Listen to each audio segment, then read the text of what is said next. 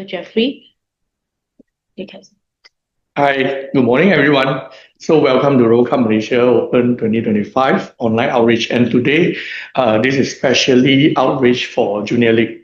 Okay, so thanks, Cindy, for the introduction. So I'm Jeffrey from MAS, and we'll start this session now. So first of all, I would like to introduce our agenda for today. So as you can see from the poster, we actually have 2 days for 2 different categories. So today we are going to do for Junior League. And for Junior League, we actually have 2 sessions. So the morning session, AM session, is start from 10 a.m. and the afternoon session will start from 2 p.m. today, right on the 24th of July. And tomorrow, we will have our outreach for the Major League, which is also similarly, we have 2 sessions. The morning session start from 10 a.m. and the afternoon session start from 2 p.m. Right. So today we will start from the Junior League outreach. So as you can see from the outline, so these are the content that we will present to explain and also to let you know more about our Junior League in RoboCup Malaysia Open 2025. So as you can see in the morning, we will go through the overall starting from introduce ourselves to let you know more about RoboCup International and also overall view about RoboCup Malaysia Open 2025 this year in Malaysia. Okay, particularly at the second half of the first session this morning, I will explain more about the Junior Hackathon event, iCode challenges, and also Inspiring Innovation Challenge. Right. And for today afternoon, 2 p.m., so we have invited several our OC members to introduce to you the rules and regulation for junior soccer, junior rescue line, rescue maze, and also OnStage. So for those, after you have know about the overall and you want to know in depth about a particular league, so you can stay back and also you can come back in the afternoon to listen more the introduction for the detailed rules. And also our session is also open for Q&A. So if you have any question, you can always ask us during the Q&A time. We'll set some Q&A time for you to ask questions. All right, so we are going to start our content. So hopefully, like if let's say you have any colleague or any friends or your teacher or whoever, your teammate, so please ask them to come in. And we are going to start our session very soon. Okay, and also I would like your cooperation to please refrain from turning on your microphone or video in this session because we want to run through all the content first, then we will have a Q&A session for you to ask questions. And during that time, you are free to turn on your camera and also your microphone to interact with us, right? So basically that is the arrangement for today online outreach. Thank you for cooperation. Okay, and before I start also, I would like to say thanks because from the list I can see like many friends from not only local but also we have friends from overseas join us. So over here I would like to highlight also RoboCup Malaysia Open is basically an open event that we will welcome our friends, not only local domestic Malaysian participants but also overseas participants. Right, so okay, let's get started. Okay, so first, I would like to introduce our society. So we are from MAS, Malaysia AI Robotics Society, right? In Bahasa, it's called Persatuan AI Robotic Malaysia. So we registered in the year 2023, so just 2 years back, but we have started our work actually much more earlier, and finally we able to form this MAS. And you can see this is our official logo and our official registration from the Society Registration of Malaysia. And our objective, so written in our constitution, so the purpose of MAS is to promote AI, which is artificial intelligence and robotics. Basically, it's the fusion of these two, especially in Malaysia. So we want to focus a lot in the development in Malaysia in the following aspect. So the first one is research, development, and commercialization aspect of AI and robotics in Malaysia. Then second one, education. Third one, industry and government. And the fourth one is community.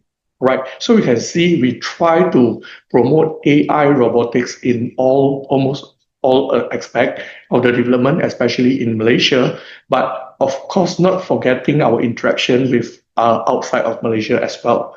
So one of the very important objective of MAS is we want to represent RoboCup community in Malaysia as RoboCup Malaysia officially, right? So once we have registered our society, we have present and also propose ourselves to RoboCup Federation International, and finally really gotten the recognition as the official representative of RoboCup Malaysia. So to know more about our society, you can go to the link below. You can see over there www.myairobot.org. So my stand for Malaysia, AI Robot, AI Robotics Society, all right, ORG Society, all right. So with that, you can remember our domain, and please go to the website and you can see all the introduction about MAS, and also join us as a member, because MAS or Malaysia AI Robotics Society is an academic society that we try to have membership from not only the professional engineers, but also we have academicians, we have teachers, and also we have students. So everyone, especially those who join RoboCup, right, you are welcome to join MAS.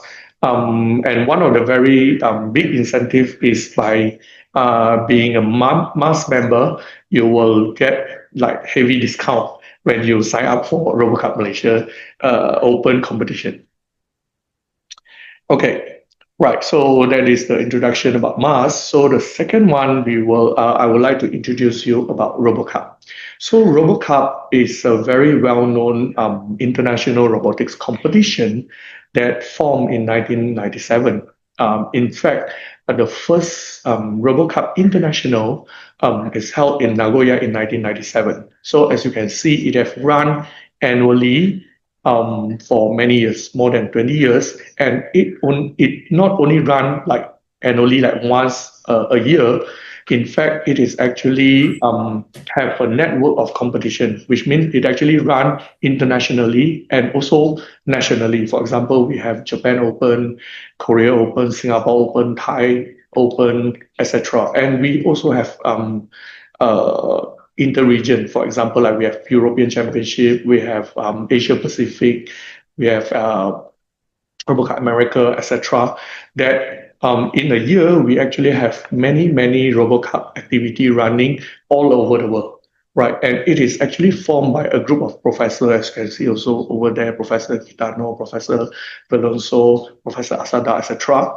So the aim of RoboCup initially, when it formed, is to promote robotics and AI research by offering a publicly appealing, okay, but formidable challenge, right? So this is according to Wikipedia. So the official goal is by the middle of 21st century. So 21st century is basically 2050, and is actually less than 25 years from now. So a team of fully autonomous humanoid robot soccer players shall win a soccer game complying with the official rules of FIFA against the winner of the most recent World Cup. So you can see they actually set this goal 20 years ago, and they foresee 25 years from now, we have a group of humanoid robot that can win over World Cup champion, right? And after 20 years saying this or setting down this goal, we can see actually many technology we have realized today. For example, now we actually have humanoid robot that you can purchase. All right, you can purchase now, okay? And the AI development is what I can say is very unexpected, but is very aligned to this goal that we can see once we fill our humanoid or robotics technology with our advancement in AI. Now AI almost can do everything, right? So the goal in 25 years later to win against FIFA World Cup, I think is very possible. All right, so that actually set the background of this RoboCup. So let's dive in and look at exactly how RoboCup look like in international. So I would like to play this video to let you have an overview how RoboCup International look like.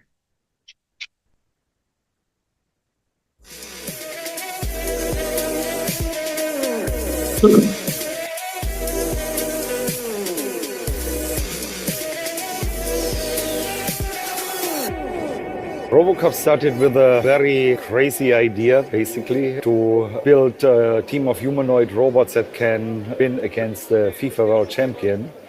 But I think the idea is really great because it instills a lot of long-term interesting development in robotics and AI.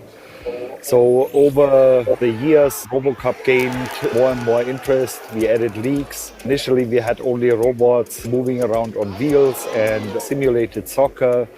Now we have humanoids in different leagues. We have application-oriented leagues with Resque, with at home and at work. And we added junior for interesting young people in STEM subjects. So I think it's a really great movement.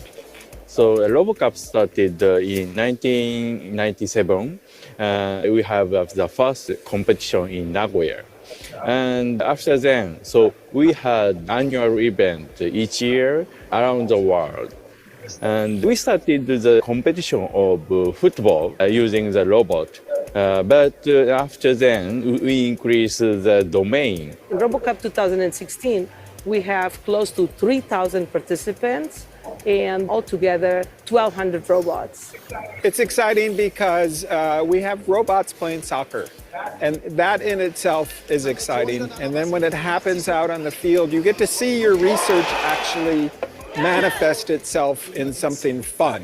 Well, what I would like to tell young people is that whatever thing they want to do, that is something they like, and it's different to go to the school, go to the high school, go to the university, which is also important. But when they have the opportunity to apply what they are learning, I think that is really important, because it's when you understand it's when the things make sense. When you actually see how the things work, you don't only see them in a book, you see how the robots work, you see how the electronics work, you learn how to develop an electronics thing. You not only read about it, just learn by doing. So the walls between humans and robots are currently falling down because the robots are getting more compliant and more safe to humans. And this is a very exciting time because you can do so many things also from an engineering part and having fascinating applications of human very tightly interacting with robots, collaborating with robots, building things together with robots. So I think this is really starting off now. Well, in RoboCup at work, we are using a scaled-down version of a real factory environment. You have conveyor belts, you have places where you have to pick objects, you have places where you have to place them. You can assemble things, and you can also mount things. And this is a scaled-down version of a real factory environment, real factory problems. And this is why we are appreciating the work that is being done at RoboCup at work so much. What is interesting about robotics is you can think about how when you try to imitate human behaviors and everything, you're actually doing something about it as well. You discover and you learn more in depth about what we do. For example, you don't really think much about how you take something, like when you want to grab something. But when you are doing this, you realize that you have to think, how would I do it and how would I make the robot do it?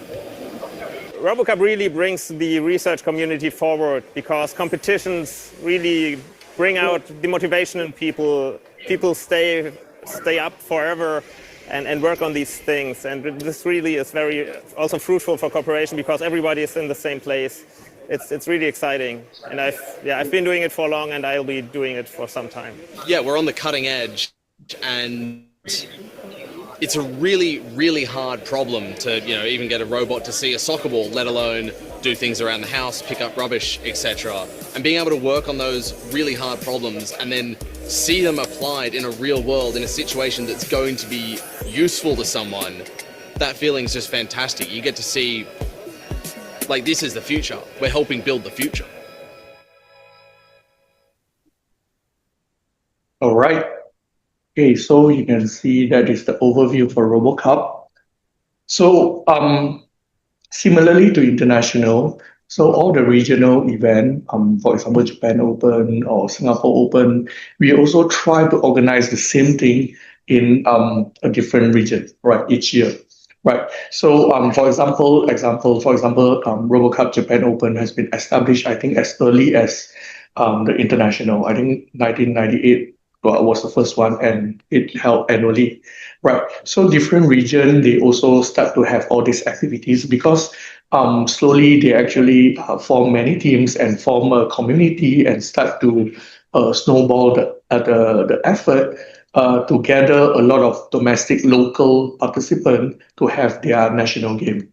Okay, so that is how we actually have many national. You can see the list from RoboCup Federation website.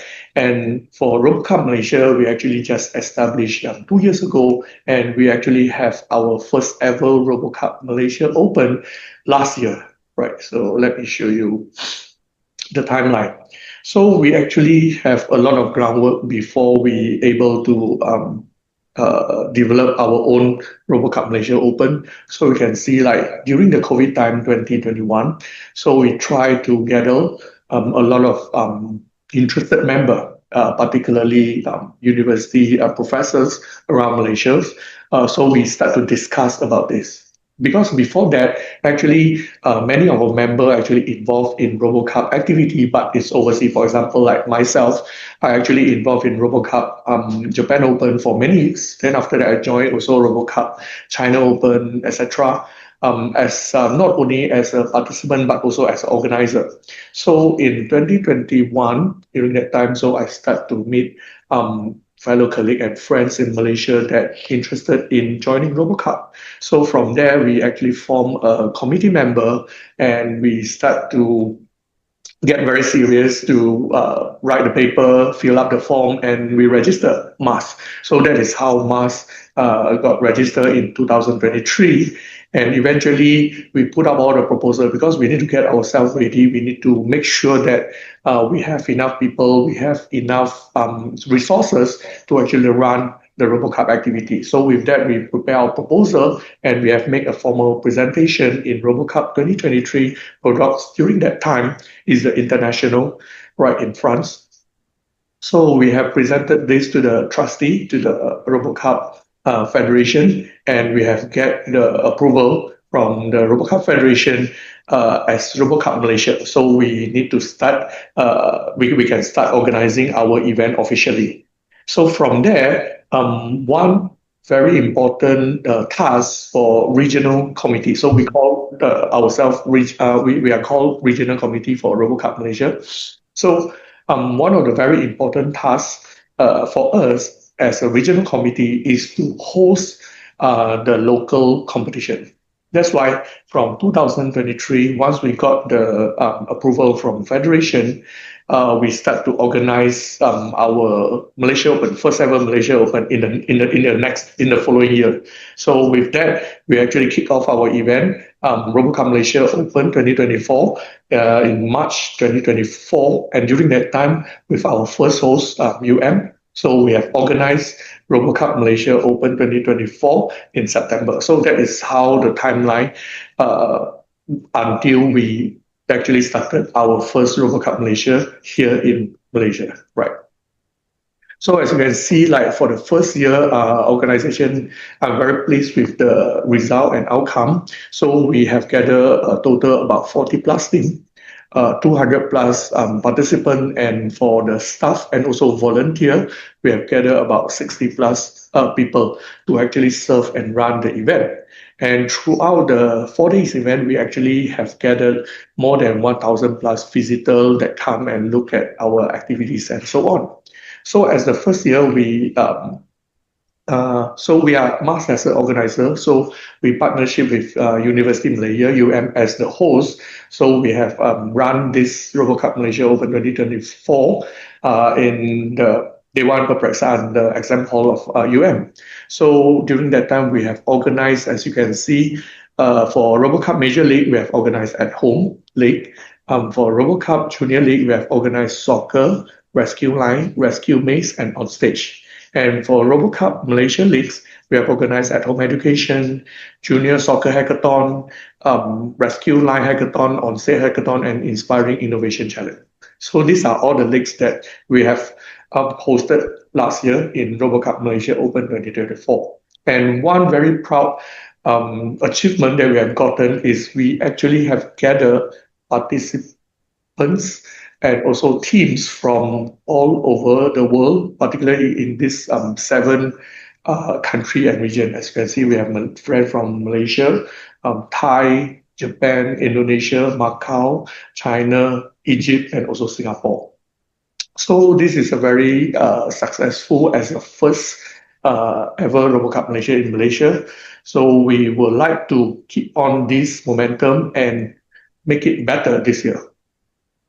So before I move to the plan for 2025, just want to show you some photos that taken, and you can see a lot of beautiful faces and also smile at the end of this competition last year. So we can see like even the lower right was the symposium. So we actually have run also not only the competition, but also an academic symposium that represent our work in a technical form, in an academic form.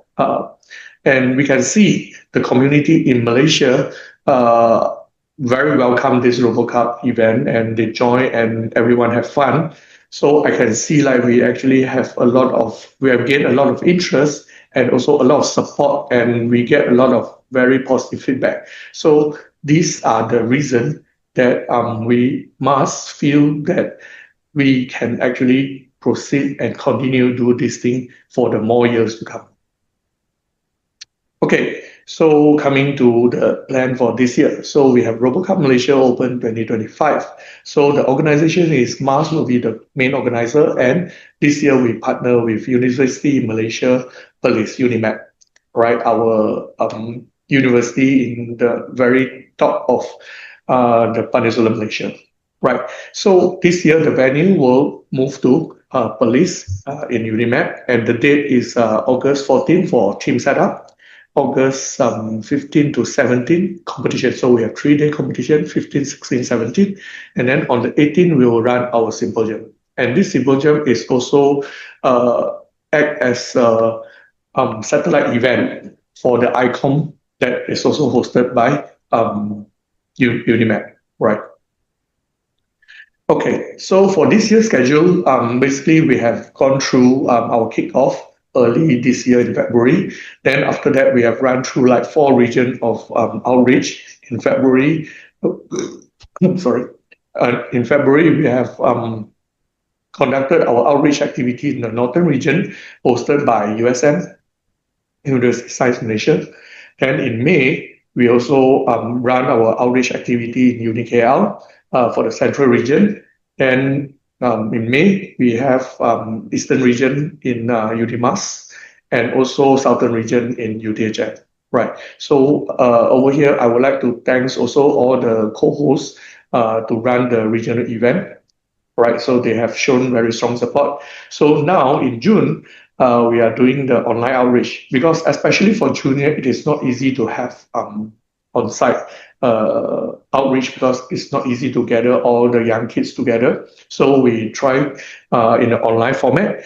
So over here, we wish to outreach this information to more junior members and junior school and also teachers using this online format.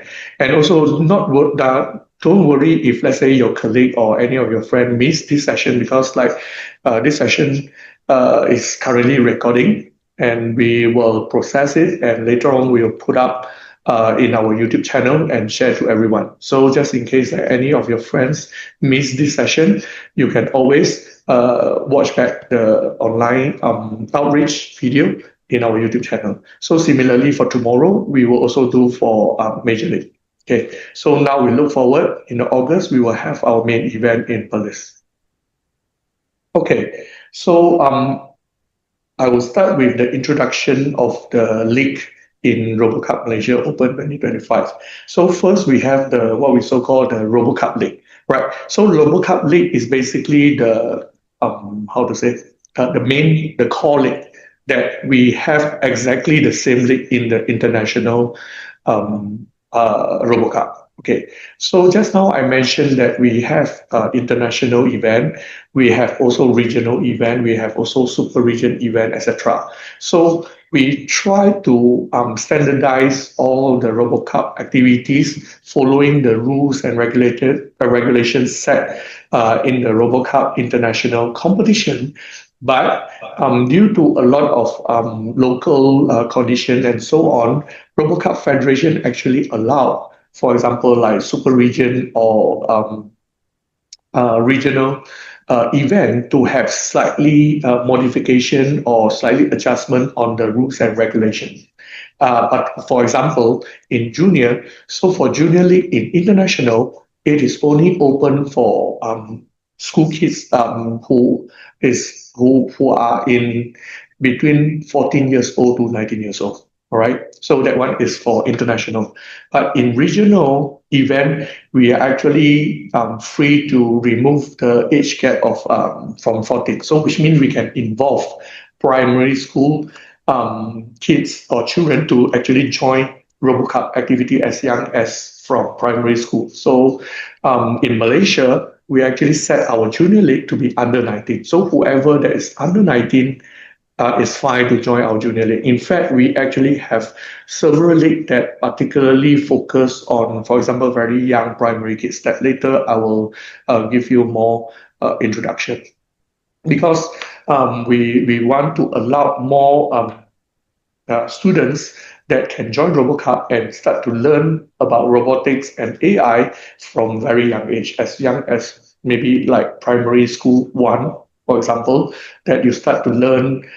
We actually have activities that very similar to RoboCup. For example, like we actually introduced Hackathon that I will explain later. So over here, these are the official league that we actually taken from RoboCup International. So for Major League, we have at home, and for Junior League, we have Junior Soccer, Junior Rescue Line, Junior Rescue Maze, and OnStage. So these are all the main league that taken from international.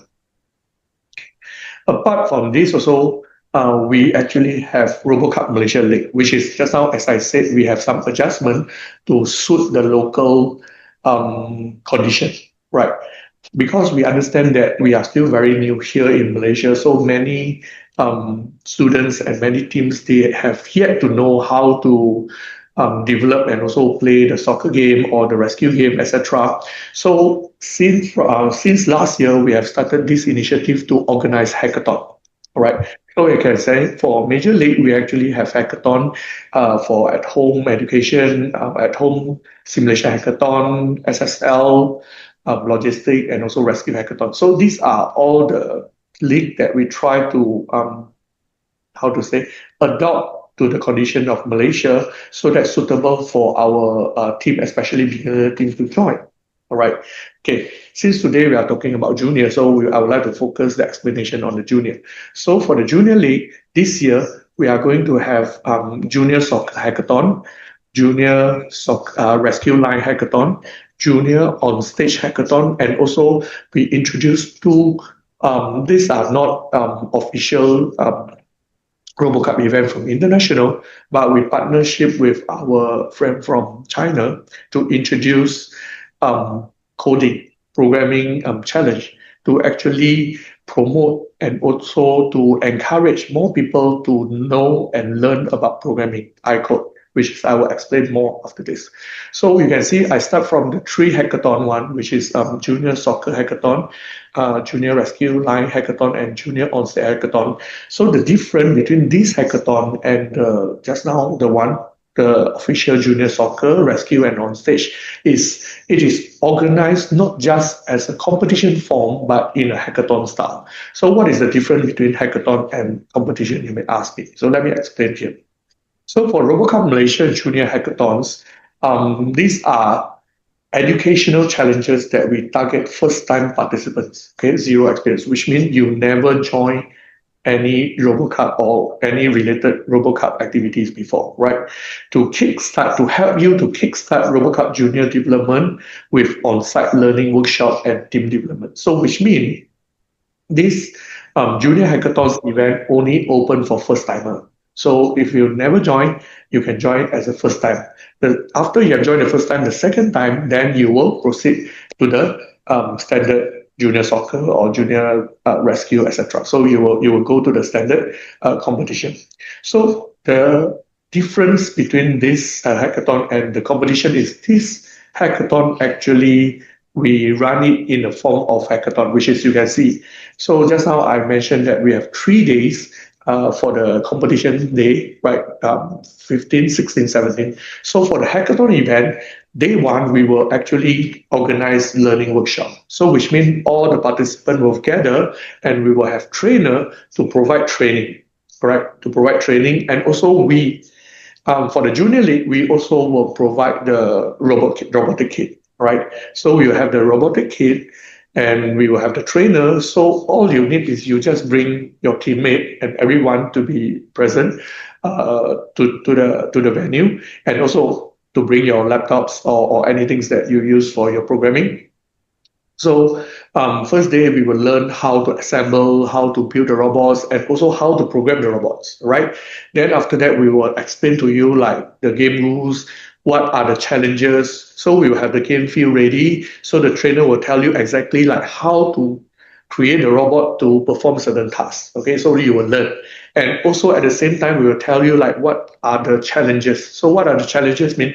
What will be the competition, all right? So what kind of tasks you need to complete in order to win over the challenge, all right? So we will explain everything in day 1 so that you know how to develop the robot, how the game rules look like, how the competition like, okay, in front, we will explain everything like on the game field itself. So it's very clear and straightforward. So I'll tell you like, okay, the robots will move from here to here following this condition, or to kick the ball, etc. So you can see everything physical in front of you. And I believe like it is a very intuitive and good learning experience based on our experience last year.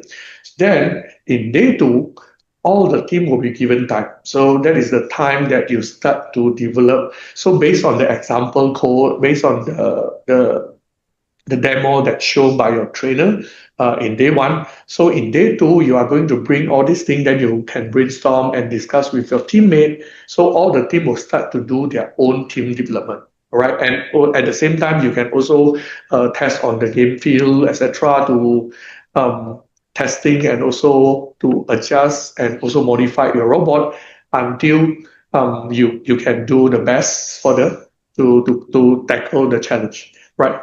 Then on day 3, all the team will gather and we will see who can do the best performance. Which robot can do the best performance. So that is how our hackathon style junior event will be conducted this year. Right. So as you can see, down there we have junior soccer hackathon, we have junior rescue line hackathon, and also we have junior OnStage hackathon. So we have these 3 hackathon this year. To our purpose is to educate more teams. Right. So we want more junior teams to learn, so that eventually they will acquire the basic skill, acquire the basic infrastructure, and also so that they can kickstart and also do their development for the actual junior competition, right? So that is the purpose, right?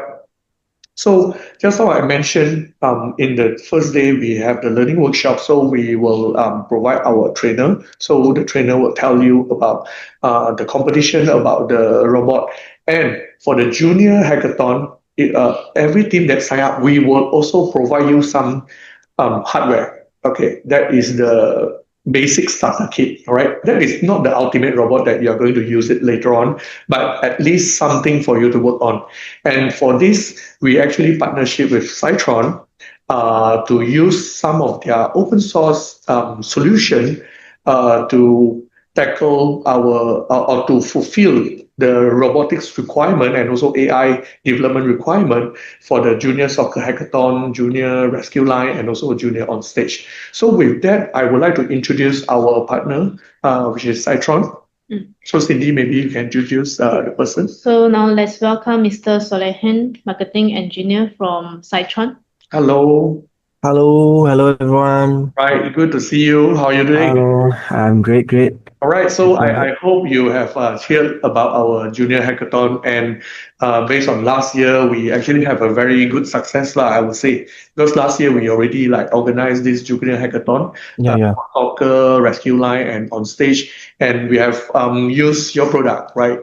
We have used Yes. the Zoom-Bit, we have used the vocal bot, and also we have used the AI camera, right? So we use this and use it in the competition. So maybe I would like to introduce our partner from Cytron to have a few words and also to introduce your product to our audience.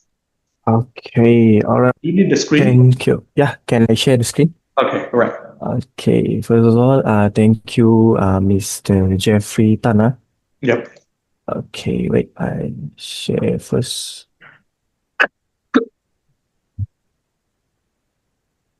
Okay. Continue. So she can see the screen, huh? Okay, can see the screen? Yep. Yes. Okay. All right. So, hello everyone. So my name is Solihin. So I'm representing from Cytron Technologies. So I assume everyone, maybe some of us know Cytron and maybe some of us don't know Cytron. So I explain a bit lah. So who is Cytron? Okay. So Cytron is a Malaysia-based company that located at BM Penang. So actually we specialize in electronics and robotics. And instead of we doing selling products, we also design, manufacturing, and also we develop bots, sensor, and also we create comprehensive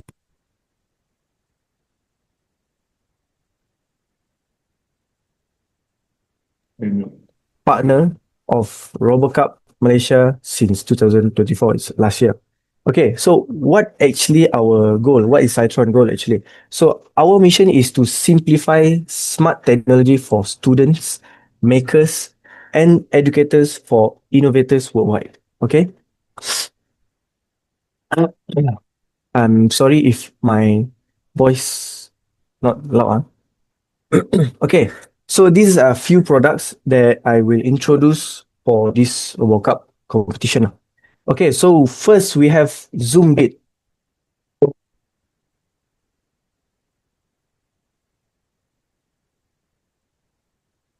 This microcontroller lah. Then second we have BokoBot that we're using microcontroller from Raspberry Pi. And then we have AI camera from Huskyland DF robot. Okay. Instead of your why you need to buy from us, okay, first we will provide you free step-by-step tutorial, and also we have a active Telegram group for support. And then of course, if you are Malaysian, then we have a local delivery and support within Malaysia. Okay, let's see a product overview. So for Zoombit, like I said before, microbit based, it's a plug and play robot car kit for live following, maze solving, rescue tasks. And then for BokoBot, you're using RP2040, is a Raspberry Pi microcontroller. So it's powered by Raspberry Pi Pico or Pico W, is a Wi-Fi built-in. Also, it have a motor driver, buzzer, RGB LED, and also expansion roof pod. And lastly is a AI camera. If you can see, there is a AI camera attached on the board. So is it it is the AI camera actually. So it's integrated vision detection for advanced AI categories. So this camera actually provide face recognition, object tracking, line tracking, color recognition, tag recognition made by QR code recognition, and also object classification. Okay, so I will explain you more detail about Zoombit. So Zoombit is a microbit based plug and play robot car kit for line following, maze solving, and rescue. And it's compatible with microbit V1 or V2.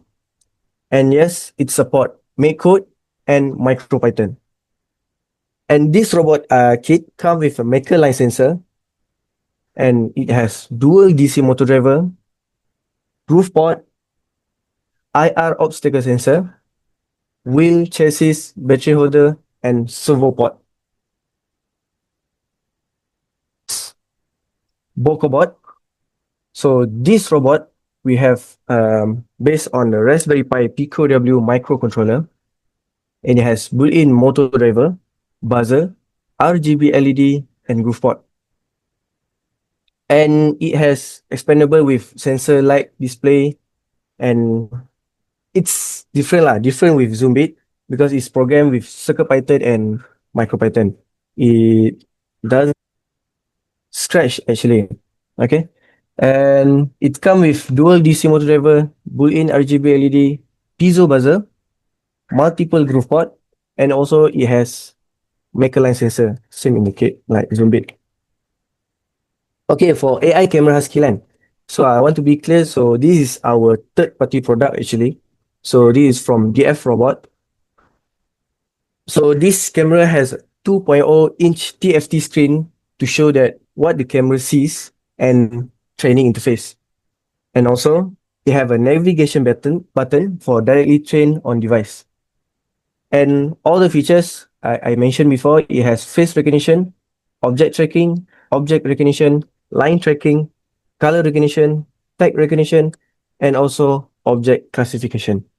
I think all of these features is enough for your is good enough for your component. Okay, let's see difference between Zoombit and BocoBot. So you guys can see which hardware will you choose for your competition. Okay, first let's see their core hardware. So Zoombit is using BBC microbit slot, while BocoBot using Raspberry Pi Pico W built-in. It's mean a microcontroller, different microcontroller. And next, they have same motor driver. They have dual DC motor driver, Zoombit and BocoBot.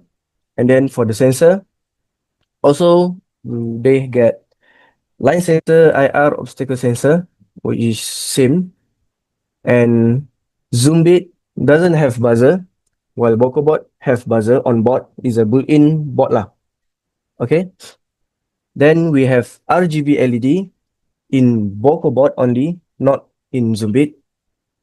And this is special from BocoBot lah. We have Pico W, which is have built-in Wi-Fi, while Zoombit it doesn't have Wi-Fi.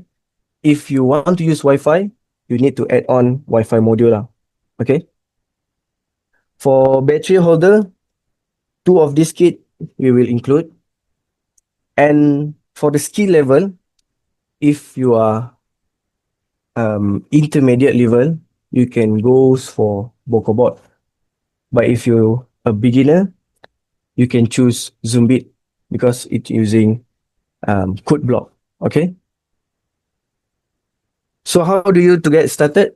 So you can explore our product online to visit our product page to mycytron.io for our full range of robotic kits. And then we also provide you access step-by-step tutorial for every project you want to done. For example, Zoombit, BocoBot, we also provide tutorial for you to follow. Instead, if you don't know how to start, you don't know how to get things started, so we also provide tutorial.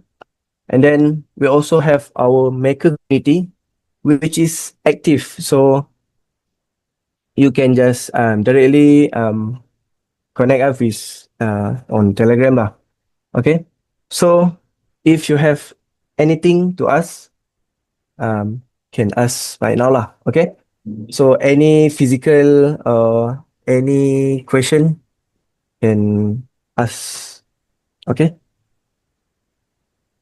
That's all for me. Excellent. All right, thank you. Thanks for your very detailed introduction. And I believe like you, Cytron have been providing very nice product. That's why I think this is a very good partnership that it actually facilitates us to help our hackathon event and let a lot of our teams can really start playing soccer or doing rescue, etc. Right. So thanks a lot. Right. So maybe I can add a bit more information how we actually use this thing in our hackathon. Right. So just now, let me share our screen. Share my screen.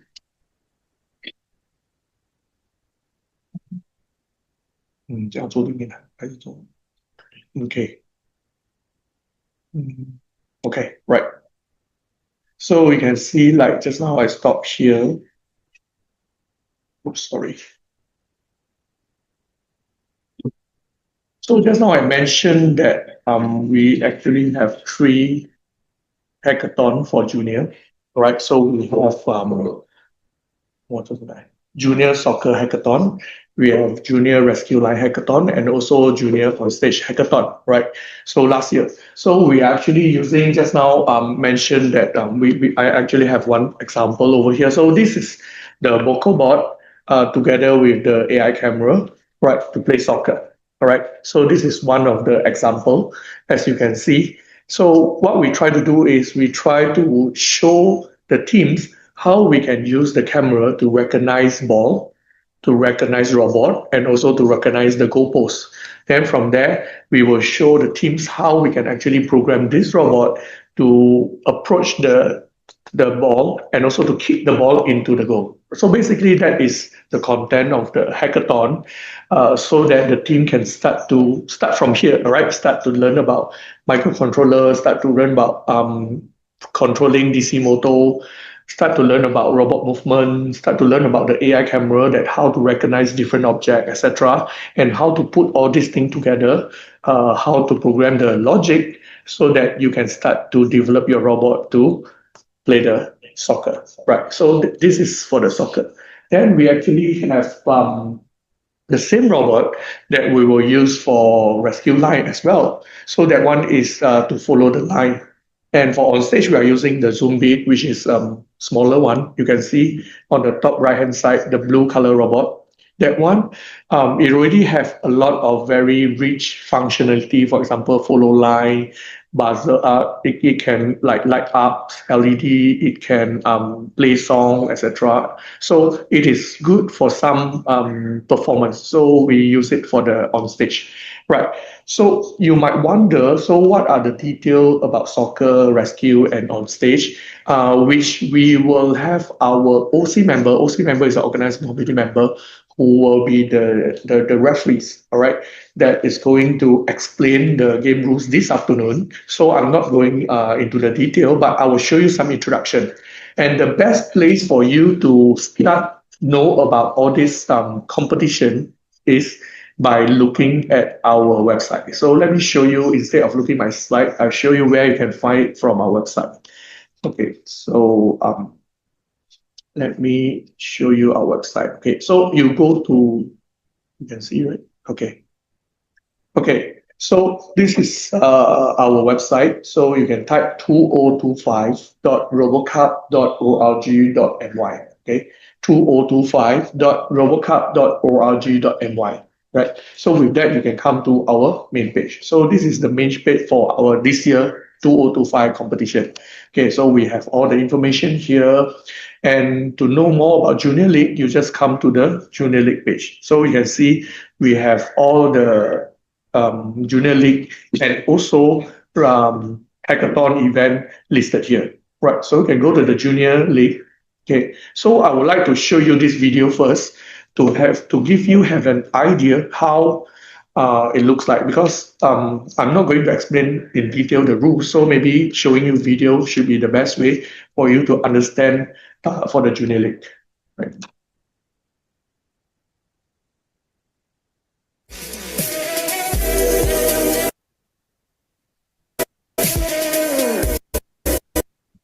Oops.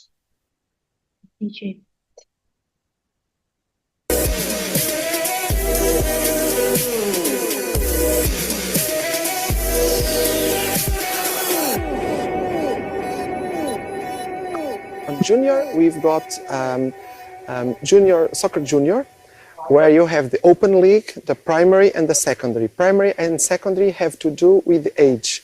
Up to 14 years old, they must participate on the primary. From 14 onwards, they can participate on secondary. So there's Soccer Junior, then there's Resque. There's Resque Maze, which is a bit different. It's like a labyrinth.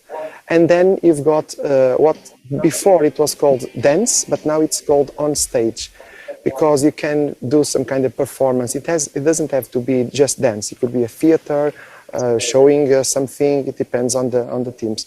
Then, so apart from these three, we still have Co-Space. Co-Space is also a junior competition where it's most dedicated to coding, and you have two sub-leagues. One is just coding, and the other one, they use the robots where they download the code and they test it. So basically we have these leagues on RoboCup for juniors. The main goal is to have young students getting into robotics and doing computer science so that in the future they're going to lead or going into major league to compete, to support the advancement of robotics, but also for the other students, we really want to promote STEM through robotics and computer science so that we have more students actually going into that field.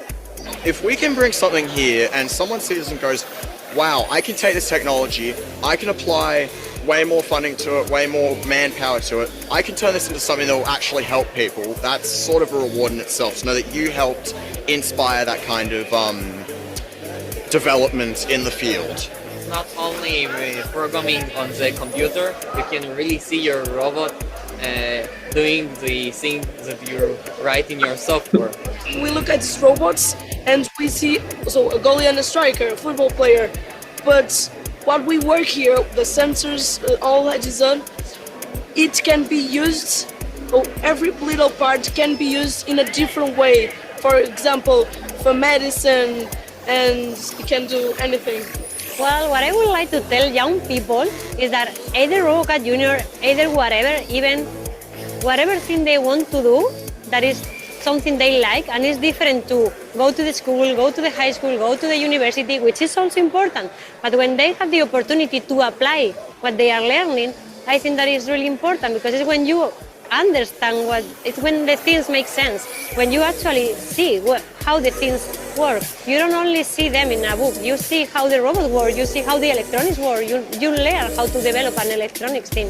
You not only read about it. So I think RoboCup Junior and whatever maker space or whatever thing where you can make things is really important. Just learn by doing. All right, so we can see this. So this video show you an overview. So this year we have all this in Malaysia Open, right? Particularly soccer, Resque got Line and Maze, and also OnStage. So if you want to know more about all this league, you can click into a particular, for example, like if you want to know about Resque. Soccer. So from here, you can see this is how Resque look like, right? So from here,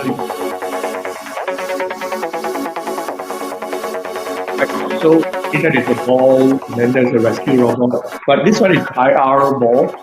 We are using the open category, which is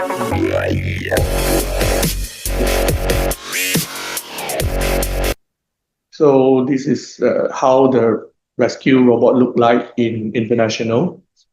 Okay, if you scroll down, you can actually find the information, for example, the game rules, and also some link to get more information, right? So these are how the Resque robot for junior looks like, right? So yeah, you can find all the information from here. So if let's say you go to the, for example, like Resque, so this Resque line. So Resque line is basically very similar, like you saw those robot that follow line, right? But a different thing for Resque line is like not only you need to follow the line, but you need to find a path to the evacuation zone, right? So basically is this place.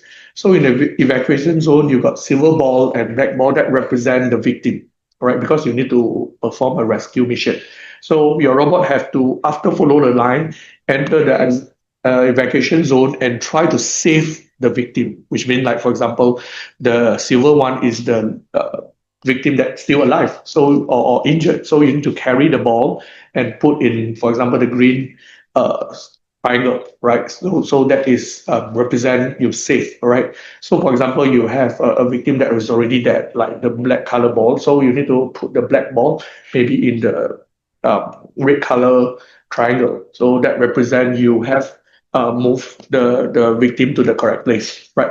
So there are a lot of detailed rules that we will explain more in this afternoon, but you can find all the PDF file, including, for example, like how to create a poster, how to create the technical papers, and also maybe the Japanese criteria as well. So you can find all the information here. Right, so for example, if you go to OnStage, you can also find very nice information here. All the websites, etc. Okay, right. So these are the pictures that we have captured last year. So you can see very colorful, and you can see the blue color robot. This was the Zoom-bit, right? The robot from Cytron. So we use it for the hackathon, and the teams try to dress up the robot, think of a performance team, and try to perform together with the robot. So you can see very colorful, and I love it a lot. That seeing the kids actually have very creative idea how to put robot as a character of the story and perform together with the teammates and also the robot together. So in what we call the OnStage, right? So these are all the introduction about the hackathon, right, and also the junior league. So if you have any question, also maybe later on after we finish our session, before the end, we'll open up a Q&A and you can ask questions as well, right? So you can find all the league information over here, right? So let me proceed with the next one, right? So we have this, okay. So the next one is, this is a new partnership. We try to bring in a different competition, but we try to complement what we are doing here in RoboCup, because as I said that all the regional event, we actually have some flexibility to introduce other competitions to actually complement, right? And I have observed that our community last year that joined, especially for the junior, not only we have many that don't know how to build robots, but we actually have a lot of kids in Malaysia yet to know how to do programming. Right, so that actually inspired me to look for this iCode. So iCode International is an organization that they provide a platform to teach about programming, right? And in a gamification format, which means they have a game-like interface that can encourage learner or students to do coding to solve in a game setting, right? To solve problem in a game setting. And over here, it requires not only the programming knowledge training, but it also tests the skill, for example, the logical skill and also the mathematical skill of the students, right? And for this iCode challenge, they actually divide to two types, okay? One is the Blocky and another type is the Python, all right? Blocky is basically using the block programming, and Python is using the coding programming, which is written in Python programming code that you can see. So let me introduce you the video, for example, like how the block programming look like in iCode challenge, right? So you can see. All right. So in this program, you totally don't have any physical robot, so it's like it's a web interface. So you log in. Okay, so you log in, and then after that you log in. You have the face that, okay, on the left hand side you have the somehow like it's the game environment that your task is to move the robot in between to achieve some goal, all right? And how to move the robot around is by writing some code on the right-hand side. So how to write the code is you basically put the block, for example, like move forward, turn left, turn right, how many steps, etc. And sometimes you need for loop, while loop, some logic for the robot to move around. So that is how we train the student by using this interface to do programming to solve the gaming tasks, right? So that is how we use this to let beginner to actually learn about block programming. So similarly, same thing we actually have in a Python form. So you can see it's the same interface after you log in. You will have something like this. Yeah. So you need to write the code in a Python format, how to move the robot around. You can see the white color in the middle is the robot around to actually achieve some goal. Okay, over here is to collect something like the treasure, right? So to move around. So with this, we can encourage students use more of their logic and also mathematical skill together and apply in the programming way, right, to learn about programming. So that is how we can use this to encourage more people to learn about coding in a more fun way, right? Okay, so I could have very generous to partner with us and also to build up and also sponsor us with the system. You can find the system from this link. Let me go to the link and show you how we can do this. Oops. Okay, right. So we can follow this link. You can actually find the link from our website as well. Okay, you just go to the icon. Okay, so we have the competition platform over here. Right. So this is the system, right? So we actually have this that we have the learning phase and the final. So the learning phase is basically after you have registered, you can actually start to enter the system and start to learn because they have a lot of tutorial that you can do inside there. And during the competition, you will come to our competition venue and we actually have a computer room that you will log in and finish the task within an hour. All right. Then we will accumulate your score and have a ranking. All right. So basically that is how we can join the iCode challenge in RoboCup Malaysia, right? And there's a bit different that all the league, just now I show you, right? All the junior league, we actually have a rules that you can only join one league at a time, all right? Because all the league, all the junior league or hackathon, everything run in parallel, okay? But for iCode, Loki or Python, you can actually choose one and join together with your other league. So for example, if you join, you join Soccer Hackathon or Rescue Line or whatever, so you join one. You can at the same time join the iCode Loki or iCode Python because it only requires you to do the competition for 1 hour. So we can try to arrange the time so that you can join the iCode at the same time when you are joining other competition as well. So this is why we introduce this iCode to encourage more people to learn about programming, especially when you want to do the hackathon in soccer rescue, but you are weak in programming, for example. You're not very sure because for the Zoom Meet, you're using the block diagram. For the BocoBot, you're using the Python. So at the same time, if you want to learn about the programming and also you want to do the competition, you can do both in RoboCup Malaysia. So you can do the iCode to learn about your programming, and you can join the hackathon to apply your programming with your robot development skill together. Right. So that is the difference between iCode and also the rest of the challenge. But yeah, well, all of this effort and link is for you to learn more about robotics and also AI in RoboCup Malaysia activities. Okay, let me go back to my slide. So I have a last information to give you. So for the last part of my introduction about the content for RoboCup Malaysia is we have this Inspiring Innovation Challenge. Okay, so this Inspiring Innovation Challenge is another way that we try to promote AI and robotics using a social media way, because we understand that now we are in the age of social media and our new generation actually are very well versed, right, in social media. So we hope to use this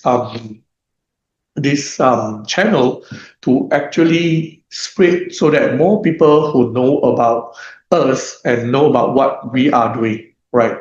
And at the same time, we wish to promote more AI and robotics development in our community. So that's why we set this Inspiring Innovation Challenge, which is not a technical challenge, but it's a challenge that to train our team so that they know how to promote their development, right? We want a team who not only know how to create robot, how to create program for AI, etc., but also know how to explain. Okay, we want team know how to explain and also can promote the idea to our community. So that's why we have set this Inspiring Innovation Challenge, which is open for all the team. Right, I can show you some example for last year. So you can see this. This was from a team from Indonesia last year that they try to promote their soccer. Okay. Our team consists of 4 members. So now we will introduce you to our RoboCup. Hello, my name is Sandra Sitikana. Soccer automatically installed for 360-degree mobility. A very nice thing is we can see this young kid, they're able to explain about their development, their robot, and we think this is a very good thing, right? And this kind of content is amazing. Next, ultrasound sensor.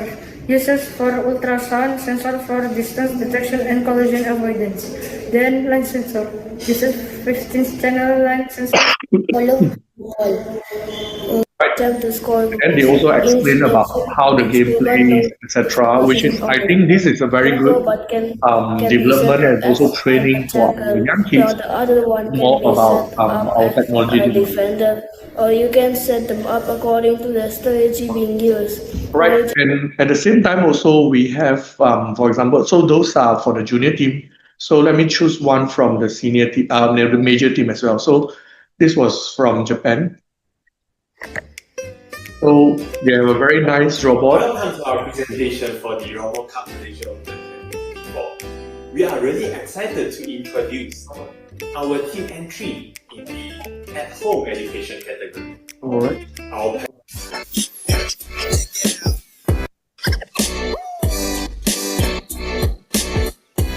So you can see like the major team have much more, how to say, video editing. Okay, that they can make the whole video look more professional and also interesting. Okay. 今回、ビットライトを作るにあたって、移動機頭部に新しいロボットですね、カチャカというものを用いました。カチャカはロス数で動くソフトウェア設計を用いています。All right. これまで So you can see they are demonstrating their robot. And we really like this video to be on our YouTube channel.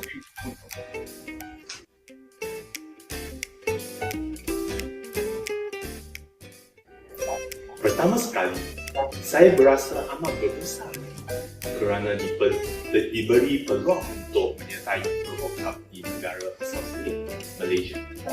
Saya berasa bangga dapat mengaplikasikan pengetahuan saya.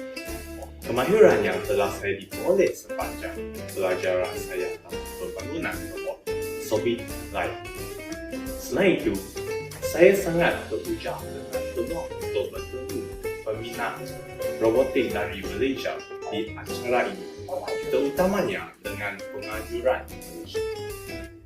Alright, okay. So that's all the inspiring innovation. So we look forward to have more interesting video from our team this year, so that we can let more people to know, like we Malaysia, we actually build a lot of this robotics and AI stuff, and yeah, for the benefit of our community.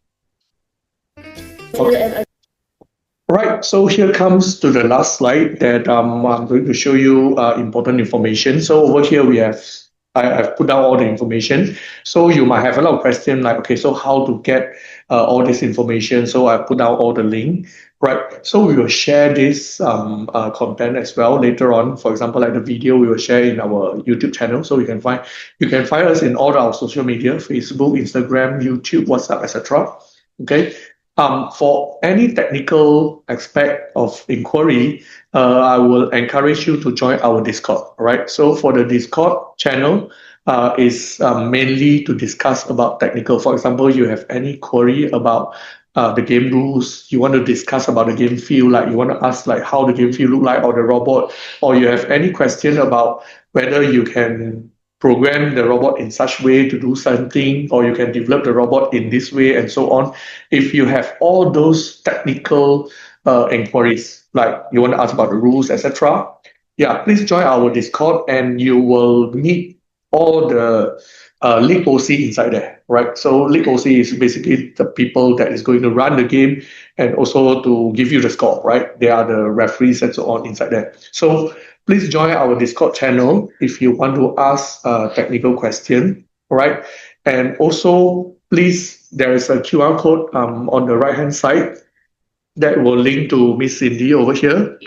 Yeah, that one. You all can scan this WhatsApp QR code and to contact me for any assistance regarding registration and any other general inquiry lah. So you all can scan this QR code and WhatsApp me. Yep. All right. So for any general inquiries, for any, especially for example, like payment, registration, or any general inquiries, you can contact Miss Cindy from the WhatsApp. You can also email us, all right? For technical question, you can ask the OC in the Discord, right? Okay. So I hope all of you please join us as a last remarks. You can join us not only just by participating in the competition, right? In fact, for example, like if you have any mentor, you have any teachers, you have anyone who are interested to join us, not as a participant, we actually encourage also, because like we actually looking for volunteer, right? So for volunteer, we actually looking for event staff, we actually looking for referees, OC, to help out to organize. So joining RoboCup Malaysia is not just to join the competition, but we look for everyone to join us in all the aspects. By running the competition together, by having the event together, we are actually part of the event, right? So regardless whether you are just a participant or you are a committee member, we are going to have fun and learn a lot of things together in this event, all right? So to join us, let me show you where is the registration. Okay, so I'll go back to our website. So you can go to the website, you just come to this join, and you click on the registration, right? So this is the page for you to do the registration. Remember, you need to download this form, all right? You can download like this, all right? You can download this form like this, all right? So after you download, you fill up, okay? Remember, you can fill up all the details here, all right? Especially you need to select like which subcategory, etc. After that, you hit back to this point, and then you are going to submit, okay? Because after you download, you write everything in your registration form, you need to submit online. So you submit over here, okay? So I hope this is clear enough, right? Okay, so go back. Okay, so with that, I come to the end, but before we close, I would like to open the session to any question, all right? So do you have any question you want to ask anyone? Yep. Anyone from the... Anyone have any question to ask Dr. Jeffrey? You have any question? Any question is okay. Technical, general, any question about you're free to ask any question. In fact, we haven't end for today's session yet. This afternoon, starting from 2 p.m., we are going to have our OC to explain about the game rules. Okay, so for the soccer, for the rescue, and also for the OnStage. So the OC will explain in detail, like how big is the ball, how big is the robot, what kind of material you can use, etc. Okay, so they are going to tell you all the detail about the rules, right? So please come back again after lunch at 2 p.m. We are going to explain about the rules, okay? So if there is no question from the floor, thanks a lot for your joining this morning, right? So we'll record this and we'll put this in our YouTube channel and you can refer back. And I will share this slide also in our Discord channel, right? So make sure you join us our social media, and also look at our website for more information and contact us and talk to us. And finally, join us, whether as a participant or as a volunteer, we welcome you. Thanks a lot. Thanks, everyone, and see you back again this afternoon at 2 p.m. Thank you. Thank you.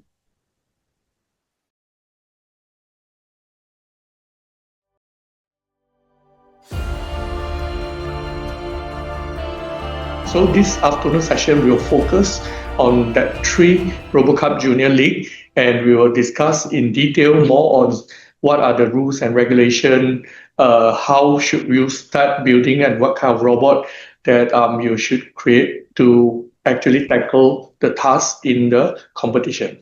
Okay, so let's start with the first one. So first, overall, as you can see, from RoboCup International this year, we are going to host these 4 events. One for the major one, which is at home, and for the Junior League, we actually have soccer, rescue, and rescue divided into 2 categories. One is the line, and another one is rescue maze, and one more is RoboCup Junior OnStage. Okay, so let's look at the first one, RoboCup Junior Soccer.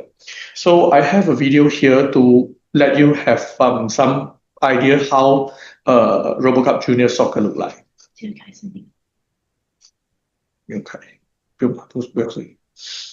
Okay, so you can see for RoboCup Junior Soccer, we have a field like a table tennis table size, and then we have 2 versus 2. This is for one of the category, and the objective is to push the ball similar to all other soccer game. So one team will control 2 robots, another team will control another 2 robots, and the goal is to push the ball into the goal of your opponent. All right, but although we are doing Soccer Open for Malaysia, especially for Malaysia Open, we are now offering for the open category, but later on you might see that there are actually different categories and also different ball size. For example, like we actually have another category that using the infrared ball, etc. Okay, so for all of you, because it is very new in Malaysia and we haven't actually established all the different category in Malaysia Open yet. But of course, if you are interested to explore more different category of soccer, feel free and welcome to study the rules and also start your development. And we will slowly organize different category as we have more team gather in Malaysia Open. But as a start, this afternoon, we will invite our OC from Junior Soccer to explain for the Junior Soccer Open category. Okay, so with that, I would like to introduce our first OC, Dr. Shahril. Let's welcome Dr. Shahril, Head of Center of AI, Robotic and Automation from Unimind. Hello, good afternoon, everyone. How are you? So, okay, Dr. Shahril, I'll pass the screen to you. All right, okay, so let me share my slide. Okay. Can you allow the screen share for me? Yeah. Yes. Yes. Okay.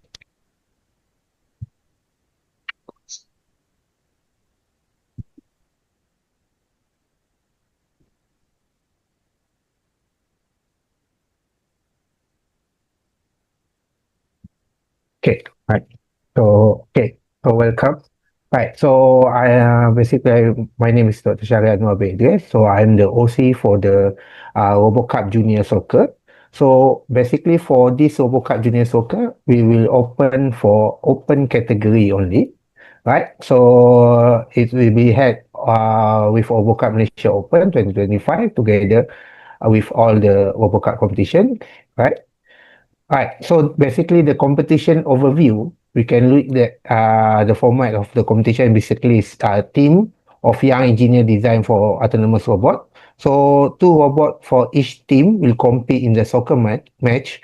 So the robot must detect the ball and score in a color-coded goals, right? And then it's a more focus on programming robotic electronics and mechatronics. So the core value of this competition, we want you to have fun, learn and grow on how to make a robot and play soccer, all right? So, and then share the discovery with community, have a good sportsmanship regardless of the culture of age, and contribute to the advance of robotics. Okay. So the team requirement, so you need to have 2 members, so maximum of 4 members for soccer, right? So the age is below 17 to 9, below 17, I think, below 19, right? So the mentor age is your mentor should be 19 and above. So requirement at least 1 junior mentor attending for the your team. So the technical roles, every member must have definite technical roles. So for example, mechanical specialization, electrical specialist, software programming specialist, or others, right? So and then must explain their role during the judging. Okay. So no team member or robot may be shared. For example, let's say your team, you have 2 teams together under one institution. So you cannot share that robot, all right? Or you cannot register 2 members in one. You cannot register 1 member in 2 teams, all right? So each team must be completely independent. Okay. So the characteristic currently for this soccer open, so it's a bright orange color ball, right? So the diameter size is around 18, not 80 cm actually. Okay, the maximum size. This one because at the end during the competition, so we have currently it's a ping pong ball type, so they may have a difference. So the max size is within that because this is will be updated to you in the later, right? Okay, so for open category we don't have any limit of the robot weight. So the ball capture zone is around maximum 1.5 centimeter, and the maximum height of the robot is 18 cm, right? So the game format and timing. So you have 2 minute half, right? Durations, and break 5 minutes between the half.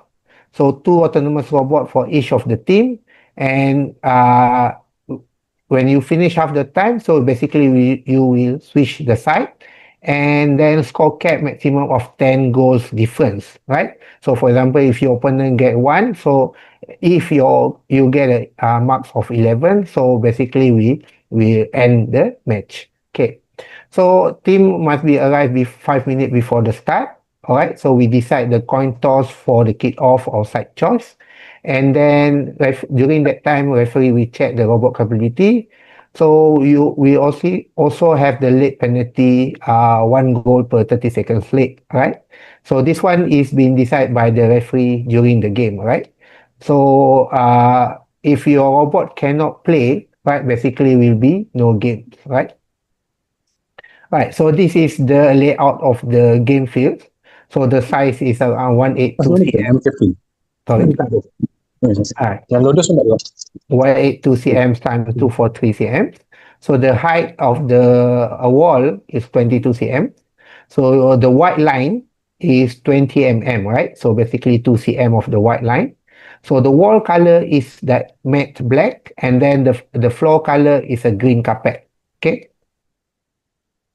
Right. So okay. So kick-off procedure, all robot must own the side of the field. So basically, you will start from your side. Either you want to have both on the your side at the front line, or you want to have one in the line or one as a keeper. So you decide on your strategy. So kicking team place the robot first. Defending team 30 cm from the ball. So the referee will start with a reserve, and early start will resulting robot removals, right? So neutral kick-off used when no robot is present. All robot 30 cm from the center. Apply when robot are damaged or out, and then penalty will be discarded for the neutral kick-off. Okay, right. So for scoring, a goal when the ball touch the back wall of the goal post.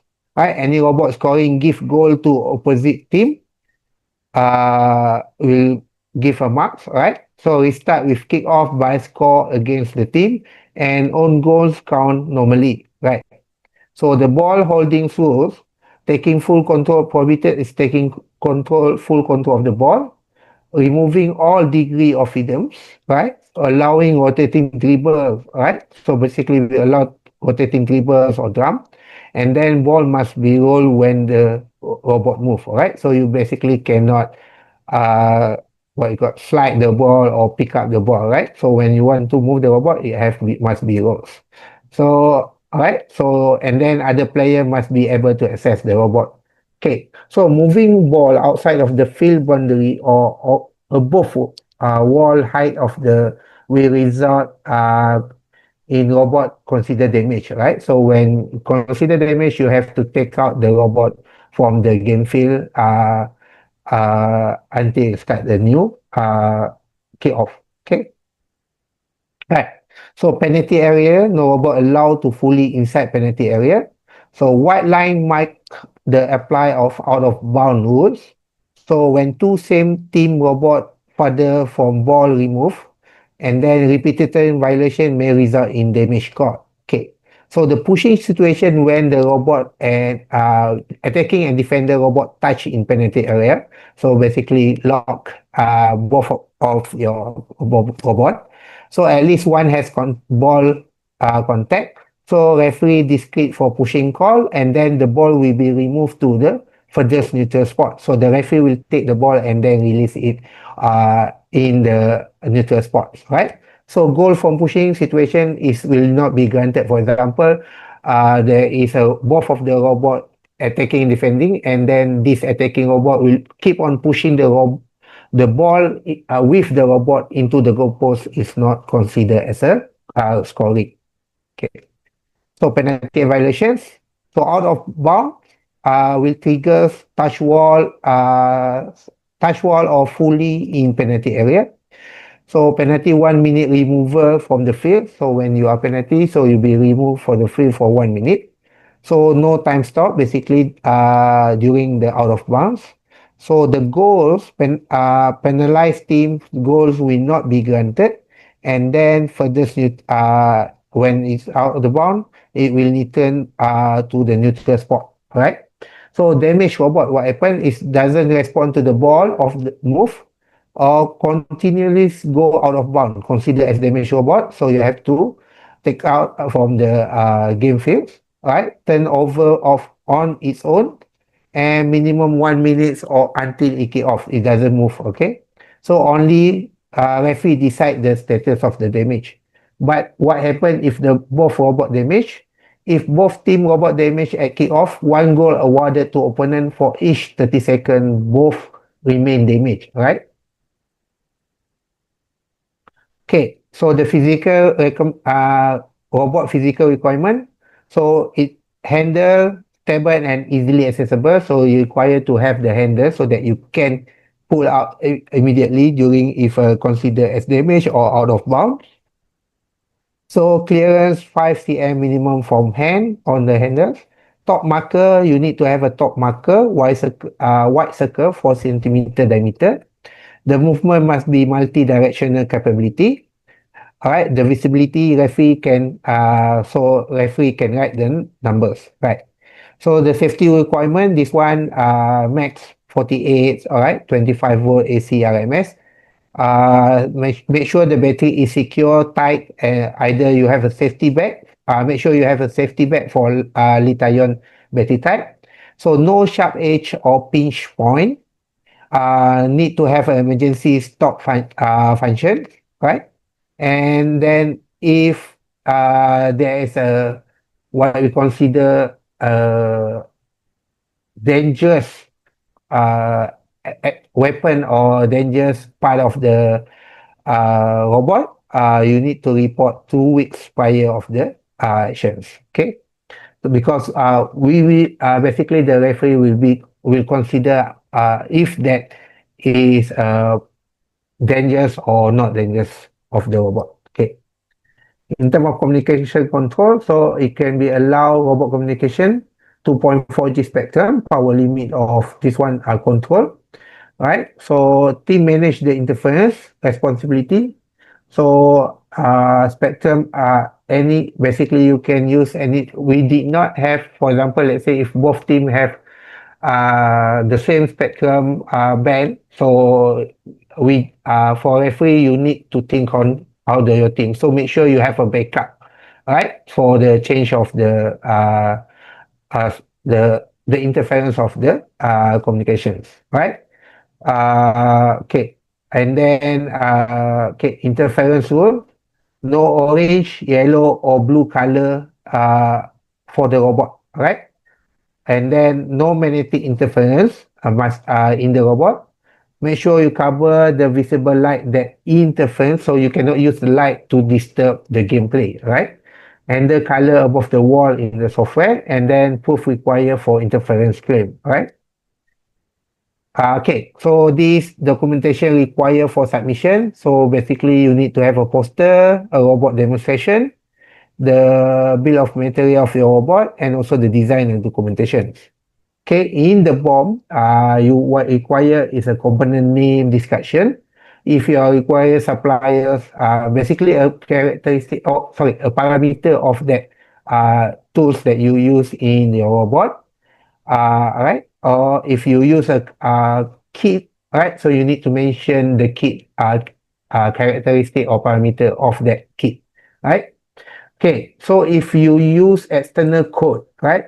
So it's allowed with proper credit, right? So for example, let's say you are using others extension that require, so you need to mention to the referee what the use of that code for the during that program, right? So it has to adhere to licensing rules and then should focus on the more, because we are doing this for that, so that you will be learning and then having fun, all right? So avoid complete solution from the other. So you can please do not copy directly code, right? So make sure you own that your code. Okay. So previous rules in 2004, they have few changes, but this major rule change on 2025. So the first is about communication. This one is more on focus on World Championship. So basically allow referee robot control, right? So then you have a minimum 5 cm clearance from hand between the highest part and handles, right? And then for 2025, the weight limit for soccer open, we don't have any restriction. Previously is around 2020 2.2 kg, right? So now we open to no weight restrictions, right? Kicker test, ball must not hit the back wall after bouncing off opposite goal, right? Pneumatics restriction is being removed, and this one is more on lightweight, right? Okay. And then, okay, the resource, all right. So basically all this information officially can be get from the website at 2025 robocup.org, Junior League RCJ Soccer, right? The forum, you can get, this one is the international forums. And then all the rules, PDF files also in that website, you can download it. And then the GitHub is international one, RoboCup Junior, right? So you can get information. As for Discord team, we will update you on the channel for Discord. And then any information you want to ask, you can contact. All right. So Mars Malaysia AI Robotic. So the website for Malaysia AI Robotic is myairobot.org home. Okay. Right. So Right. Thank you. Thanks a lot, Dr. Shahril, for the very detailed explanation for the RoboCup Junior Soccer. So just now, it seems like some question from the floor. Is there anyone who would like to have any inquiry or any question, especially regarding the previous explanation by Dr. Shahril? Is there anyone? Yeah, any question from the floor? Anything that you would like some more clarification that our OC is here to answer you? Okay, never mind. If you have any question, we still can have a Q&A session later on after each of the explanation by the OC. So let's proceed to the next link. All right, so what we have here is, yeah, let me share my screen first.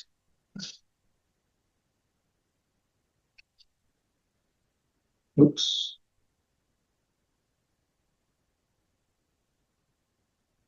Okay. So after soccer, we have the next one, which is rescue. Okay, so for RoboCup Junior Rescue, mainly we divided into two parts. Okay, two parts. They are significant different until we actually make it into two legs. All right. So one is called rescue line, another one is called rescue maze. Okay, so I would like to show you a short video.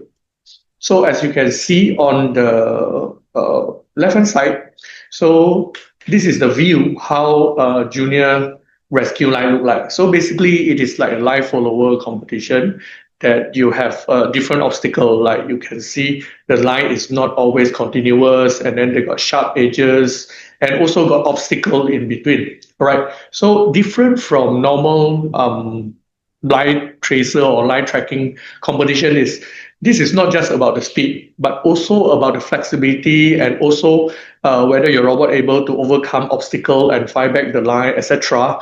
And one more important thing is the ultimate goal of going to this course is the robot supposed to find the evacuation area.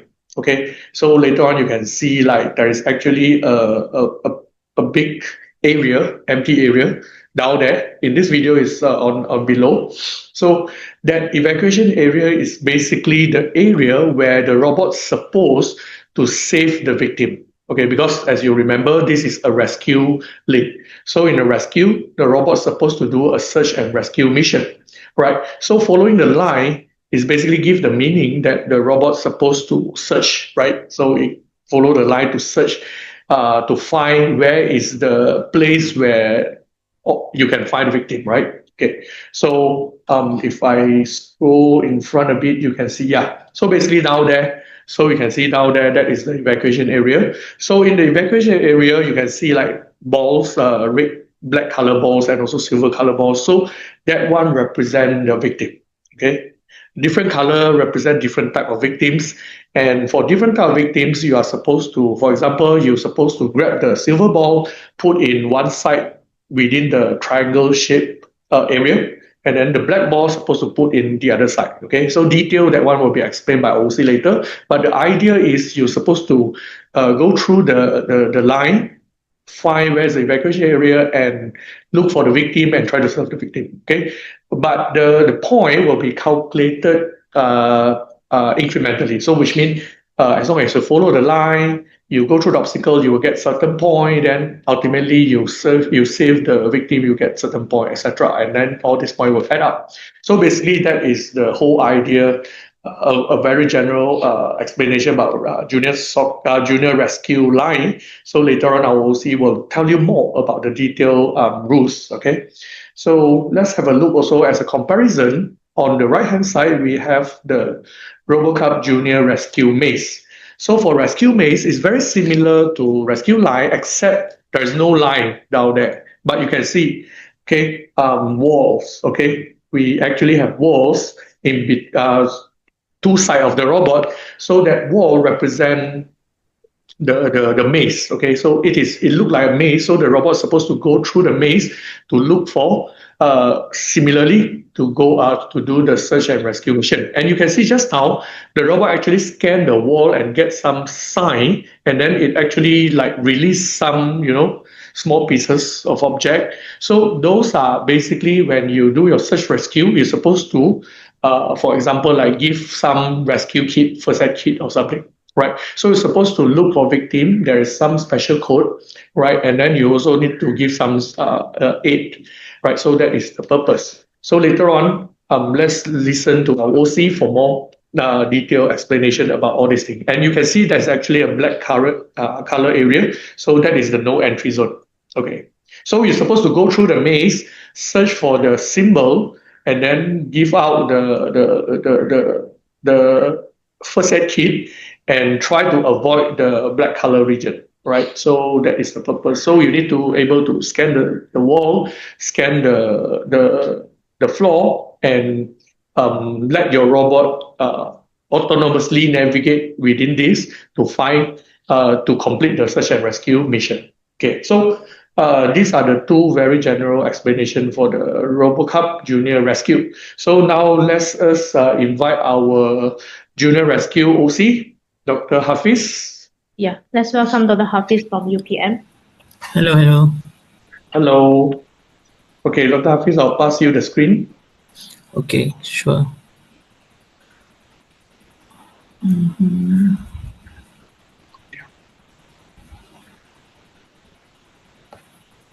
Can you see my screen now?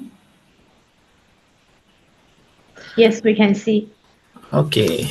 So again, good afternoon, everybody. I'm Dr. Hafiz. I'll be sharing a bit about the RoboCup Junior Rescue Line and Rescue Maze event.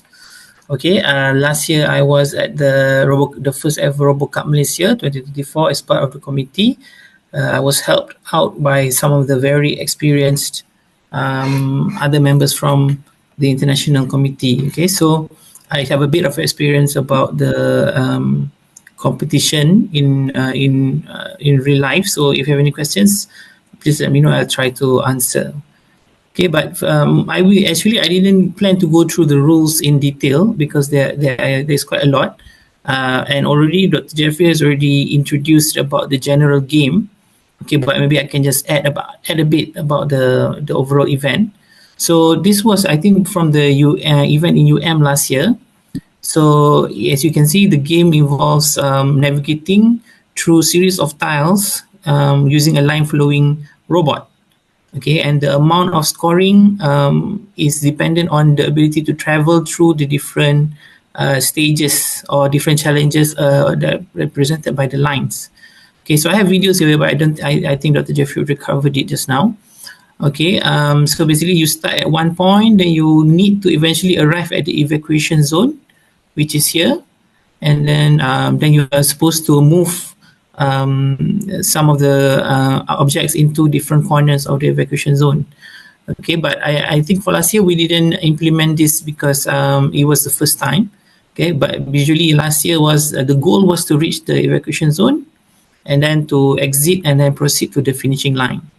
Okay, I'll talk a bit more about the scoring in a bit for the rescue line. Okay, and then for the difference between this one and the maze is that the maze is a lot more slow paced because the aim is not to finish the maze as quickly as possible, but it's about to explore the maze and to deliver the rescue kit to when they detect the victims.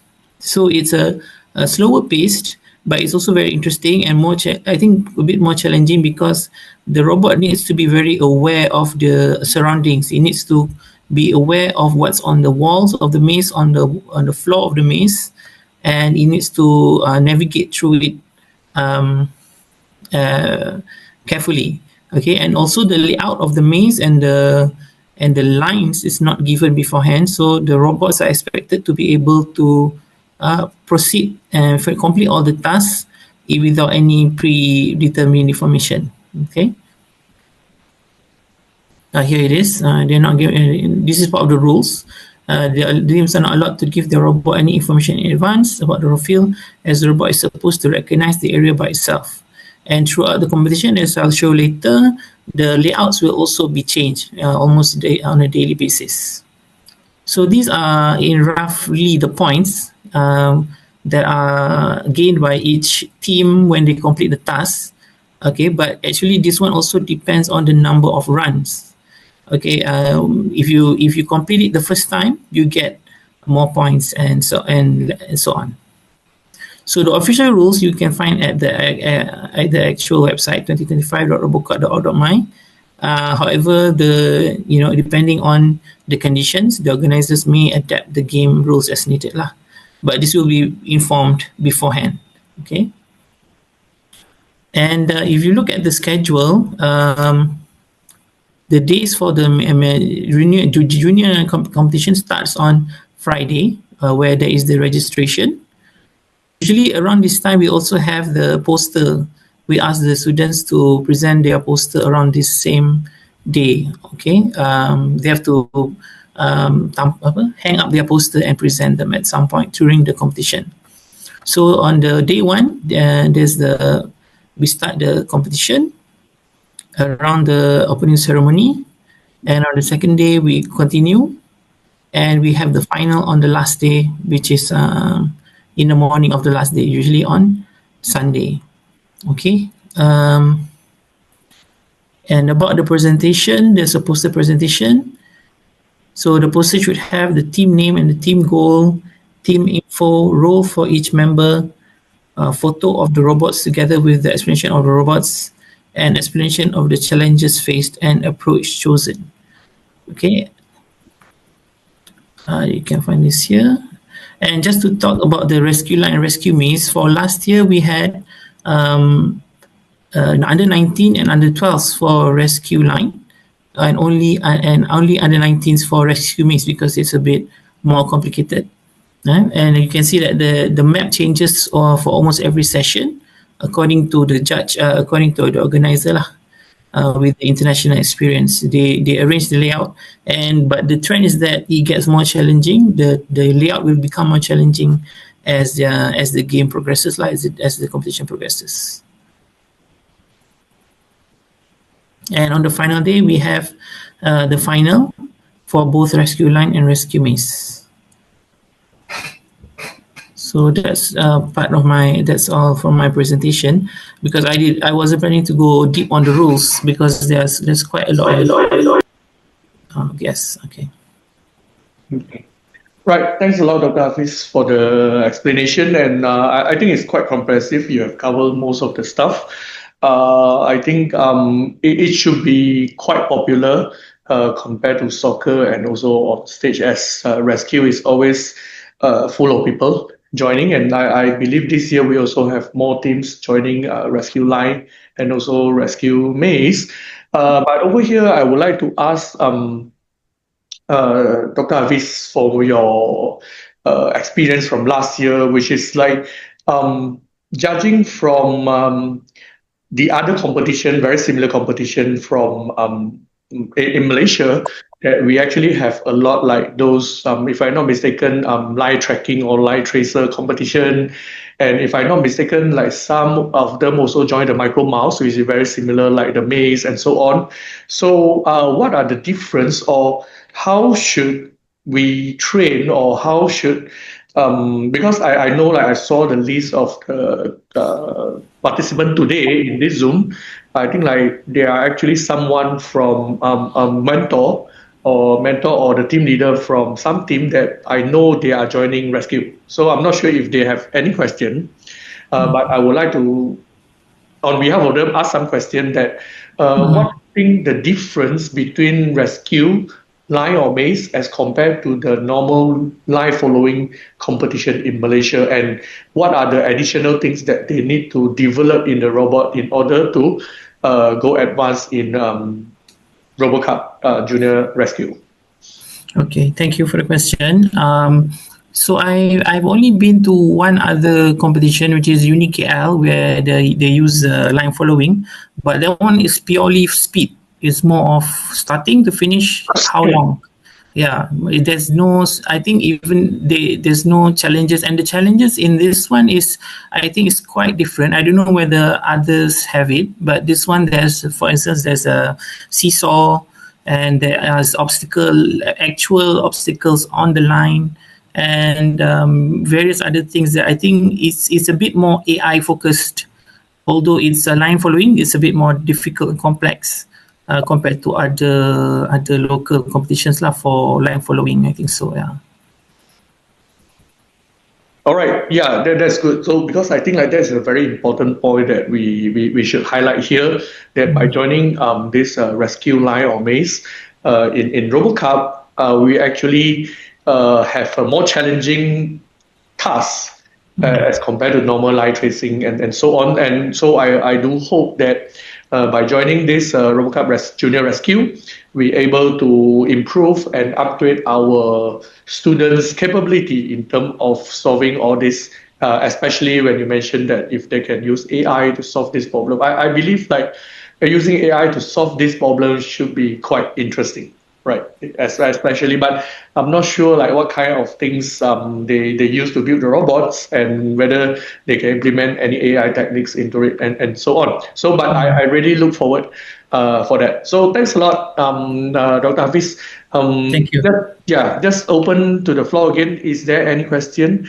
Anything that you would like to ask for RoboCup Junior Rescue line or maze? or even if you have any question about soccer, we welcome you to interact with us now. Is there any question? Anyone you have any question, you can ask us now. All right, if you don't have any question, let's proceed to the next link, okay? Right, so let me share my screen again.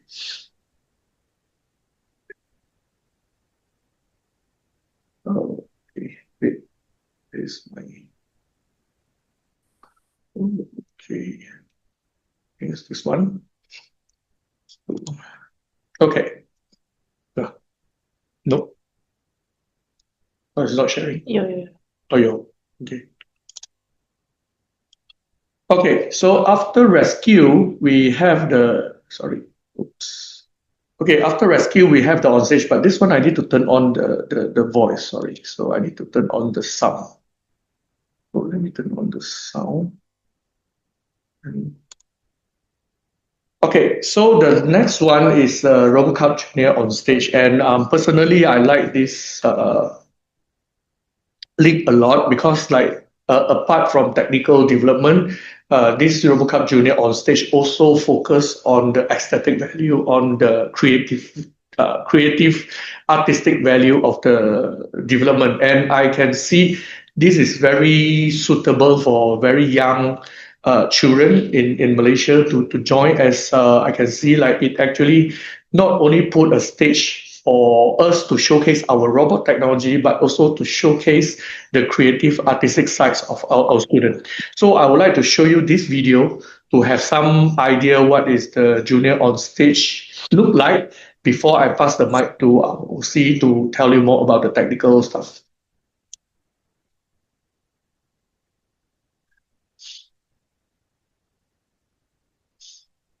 RoboCup OnStage is RoboCup OnStage is it's about performance. It's about the team's new technologies or different technologies producing a robotic performance. And the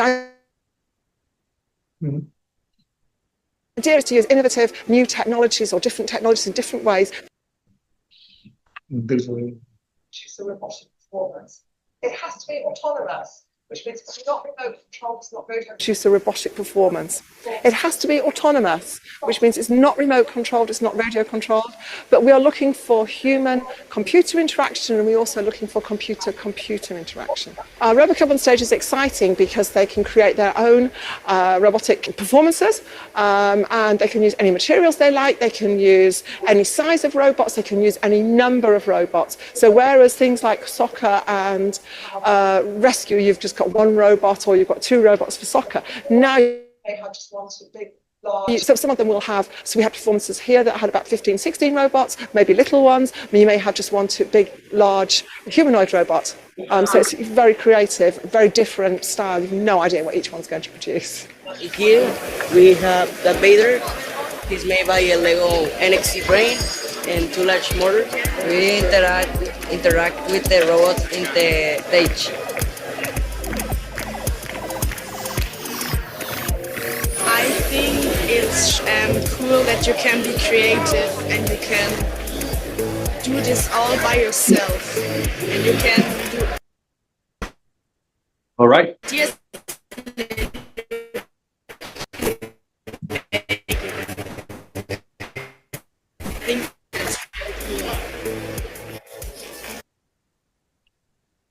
Okay. For a number.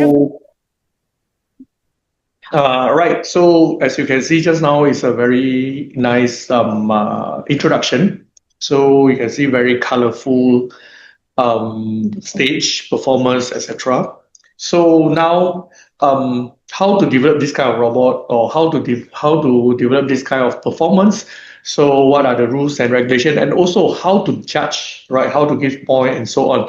So I would like to invite our third OC of today, all right, to tell you more about the rules and regulation for OnStage. Let's welcome professional technologist Mr. Shamil, lecturer School of Creative Multimedia from Unimind. Thank you, Zuli and Dr. Jeffrey. So, I share my screen now.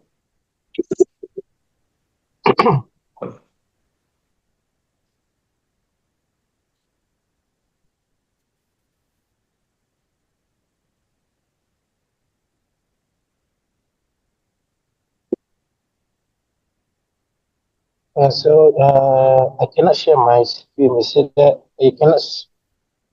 Okay, so you need to turn off the screen share first.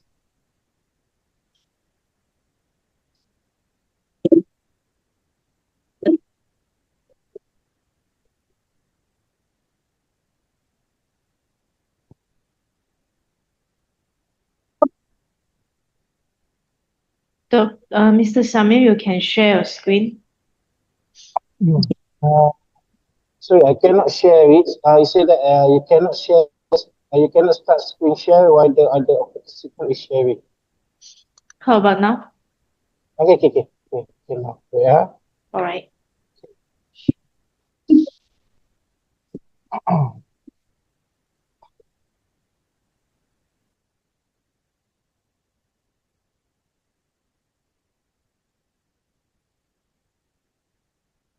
Alright, so I just going to go briefly on the rules and regulations, right? So for my part is for the RoboCup Junior on stage, right? So this is a summary and the key guidelines, right? So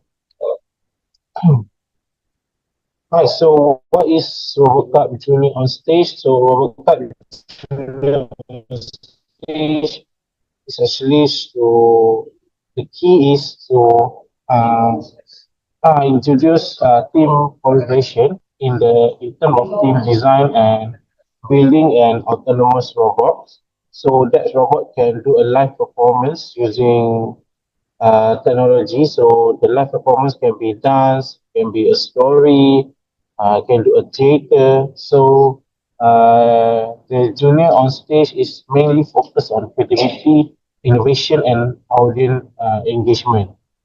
Right, so the key objective of this lead is to merge robotic with the performance arts and it's like to encourage innovation in technology and also storytellings and enable global collaboration via super team challenge.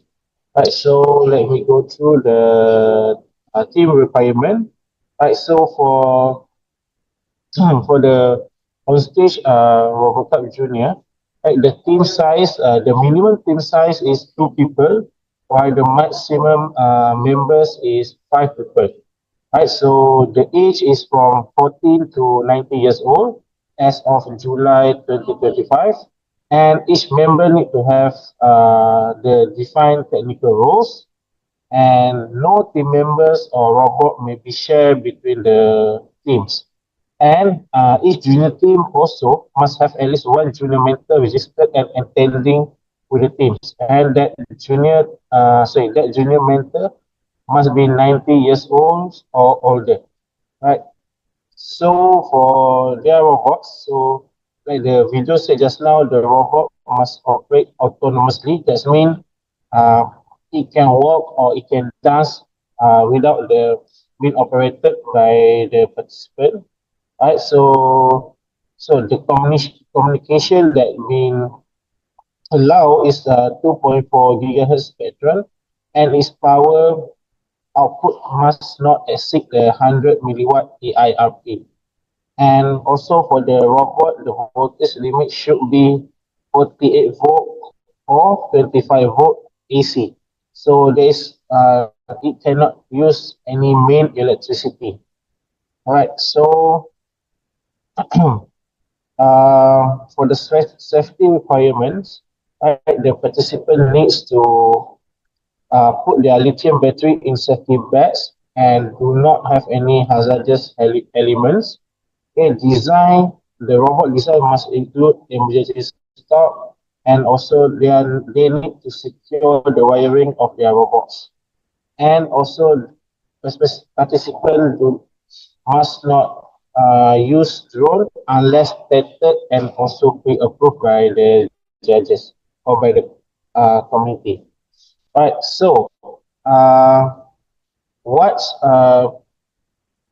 what the team needs to do when they are joining this competition? First, they need to create a poster. So they create a team poster, So the poster is for sharing the robot design and insight with the judges, teams, and also the publics.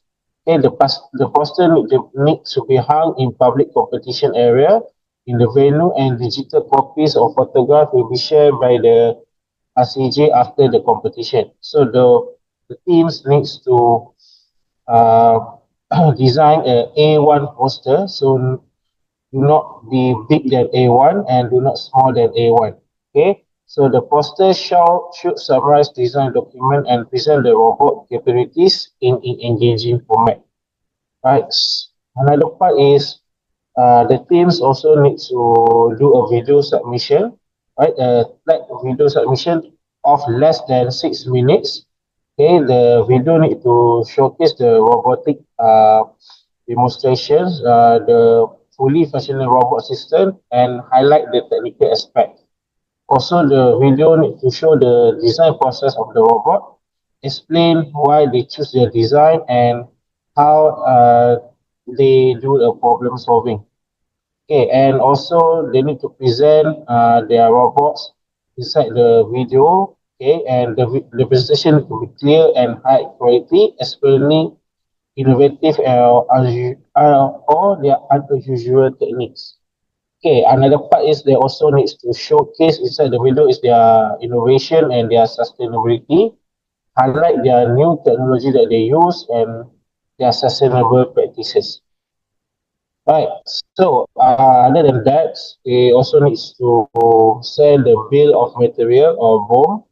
Okay, so the team must submit a BOM listing major component and the material used to design the robots. So the BOM must include the component names, okay, and their description, okay, their suppliers, the status, whether the component is new or used, a kit either is pre-built or custom built, and the price of the material that they use. So a standardized boom template will be provided with the link documentation submission for the. Okay, so the template will be provided later. Okay, so for judging, okay, so for judging, first we're going to take a look on the technical description poster. So the team poster also will be judged. Okay, then there's a technical video demonstration just now. This also will be judged by the judges, and also the technical interview and on-stage performance. Okay, so teams also must highlight the 4 of their robot features in their words when they present it to the judge. Okay, so their robots and their performance also will be judged based on the authenticity and also the originality of their teams and based on the performance, right? So I will explain it later on, and the technical interview and also on stage technical documentation. All right, so for the performance guideline, so the performance will be 40% of the total score, right? Okay, so for the performance, okay, this will be involve a stage performance, just like the video just now. Okay, so each team will have 2 opportunity to perform their robots in front of the judge. Okay, and then the duration of the performance must not be less than 1.3 minutes. Okay, and each team has a total of 7 minutes up on the stage, and this time include the stage setup, introduction, and performing routines, including any restart due to the factor under the team's control, and time for parking out and clearing the stage. So the timer only stops when the entire stage is clear with no remnants from the previous performance. So in conclusion here is team has 7 minutes. Okay, but that 7 minutes is just not include their performance, but also their setup of the performance. If there's anything problem in during the performance, let's say the robots die or anything, that's also included in the 7 minutes. So they must adhere to that 7 minute period. Okay. So if the time exceeded due the sequences outside the team's control, if for example problem with the starting the music, there will be no penalty. The judges have the final say or any time penalty. Okay. Okay, so another one is a team can restart their routine if necessary. At the discretion of the judges, there is no limit on the numbers of restart allowed within the stage. Okay, that means is, for example, if the team has a problem with the performance, say the robot have problems or anything, they can start the performance, but they still need to adhere to that 7 minute time limits. So they can restart as many times as they want, but they still need to adhere to the 7 minutes time limits. Right. So next is for the music. Okay. So teams can use any music or video to help them performing their robots, but the team needs to use video or music that are not copyrighted. But if they are using the copyrighted music or video, they need to follow the copyright law. Okay. So they also are encouraged to provide a visual or multimedia presentation as part of their performance. This can take the form in form of video, animation, slideshow, or any other multimedia or any other multimedia or visual presentation that they want to use. Okay.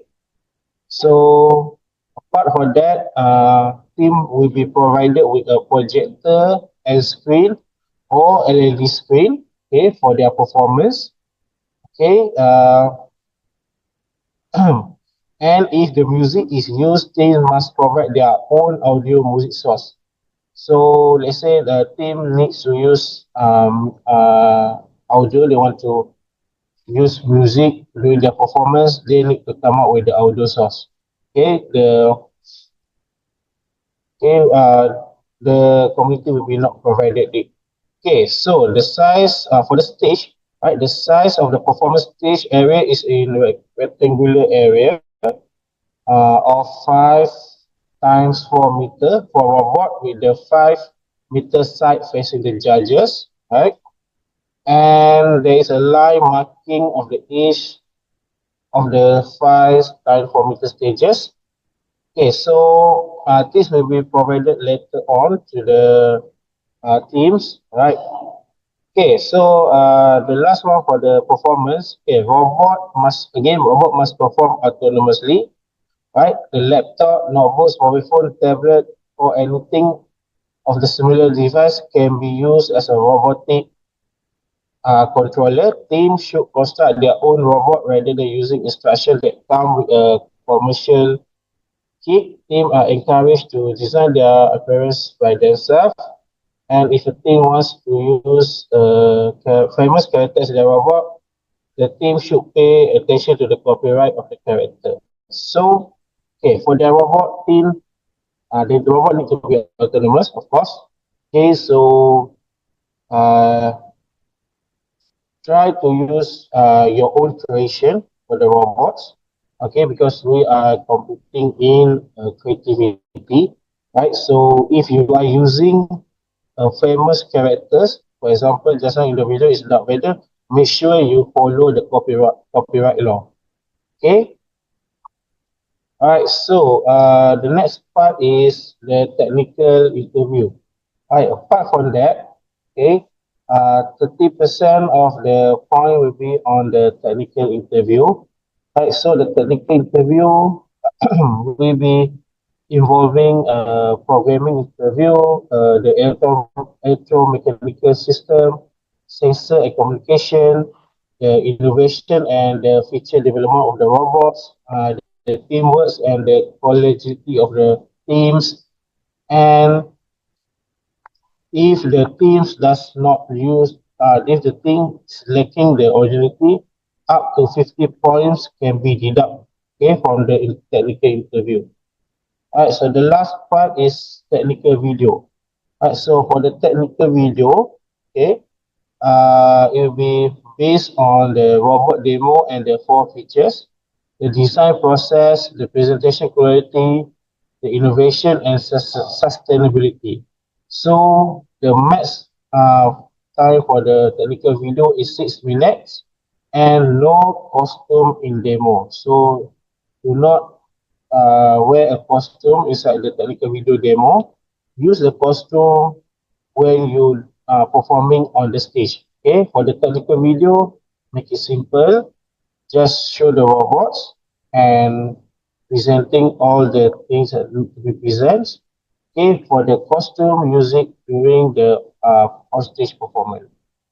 Alright, so for the technical poster is 50%. So the technical poster should have the abstract and the performance explanation, the technology and the innovation clarity, the available and engaging poster design, and the poster need to be A1 size and need to be sent in PDF. Alright, so yeah, I think this one, just repeat the one. So yeah, okay, so the final takeaway. Alright, so when you are presenting your on-stage robots, because PE is a creative things, so you need to explain and demonstrate clearly so that people will understand. And be original, engaging, and please stay safe on the stage. Respect the rule of timing. You said just now you got 7 minutes for performance in the stage. Okay, do not more than that, then you will get penalty. Okay, make sure your robot is autonomous and please complete your documentation. Right, so you can stay updated via the RoboCup Junior channels. Right, so this one is the highlight, just the scoring breakdown. Okay, for the score is 100 points. Performance is 40%, technical is 30%, documentation is 30%. Right, so again, rules, remember again, minimum duration is 1 minute and 30 seconds. Total stage time is 7 minutes, include setup and teardown. Restart allow with penalties, and penalty for overtime or human penalty can be given for if you overtime or there is a human intervention. Alright, so this one is the documentation. I think I skip this one. Alright, I can just go to the last one here. Alright, so all the rules, the score sheet and all the form that I said just now can be downloaded from the official RoboCup Junior website. Okay, and each team has a responsibility to verify the latest version of this document prior to the competition, as changes may be made at the moment. Teams are encouraged to study all documents in details. So I think that's all for me, right? Okay, thanks a lot, Shami, for the very, very detailed and also very colorful presentation. I would say I think it is very comprehensive and you give a totally overview of all the charging aspect and so on. But one point that I would like to ask, I'm not sure like you mentioned where you mentioned or I missed. Actually, if we have 3 days of competition, how many performance one team can do? Because I saw like you choose the 2 highest performance, right? Okay, so I think this is on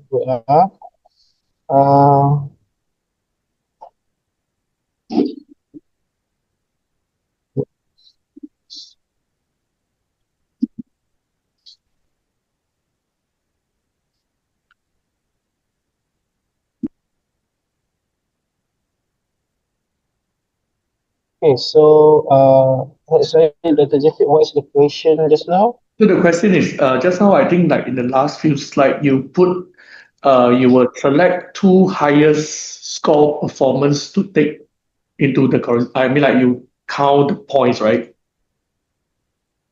Okay, so in the stage performance, right, they say that team has up to 2 opportunities to perform before the judge. Okay, so they have two opportunities to perform to the judges. So which means like you choose the highest two performance score used, right? Yes, I think that's what. Yeah, but Maybe my question is, so total how many performance the team can do? Then based on the performance they pick two highest. okay. So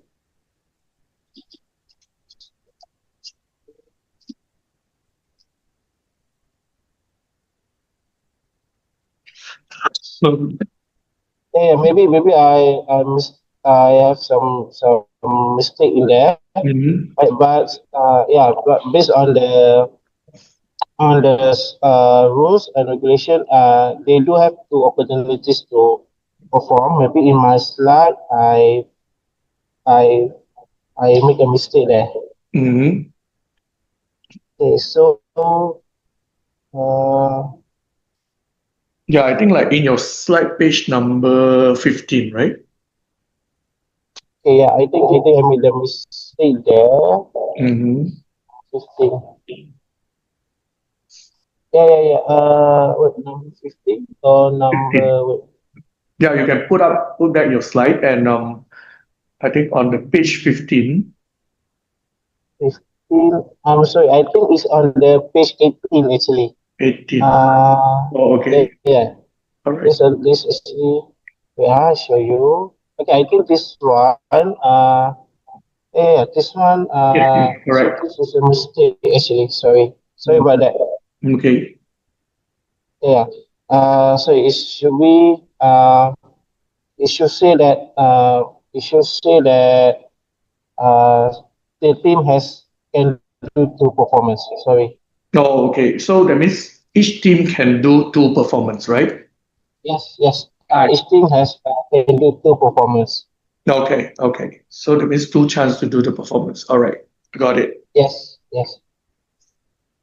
Okay. Thanks a lot. But I think that it's clear and it's very detailed that although this seems like just a stage performance, but look at the judging criteria, you actually judge not only the performance, but also like in the interview and also the technical, for example, in the report and so on, the documentation, you actually require a lot of technical detail from the teams, right? Yeah. So I guess like the judging should be quite fair and it will be quite overall, because like you look at the technical side and also the artistic and creative side of the teams. Right, good. So just now was a question that based on your presentation, I try to understand, but I'm not sure if there is any question from the floor. Anyone, do you have any question for OC here regarding on stage? Yeah, anyone, if you have any question you want to ask, now you can feel free to turn on your microphone and tell us your question.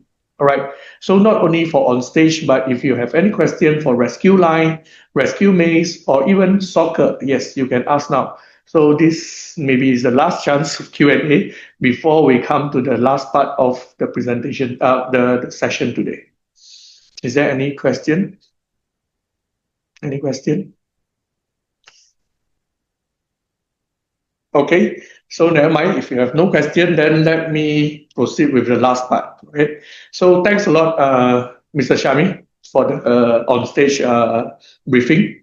So now let's go to the last part. Okay, so I need to share my screen.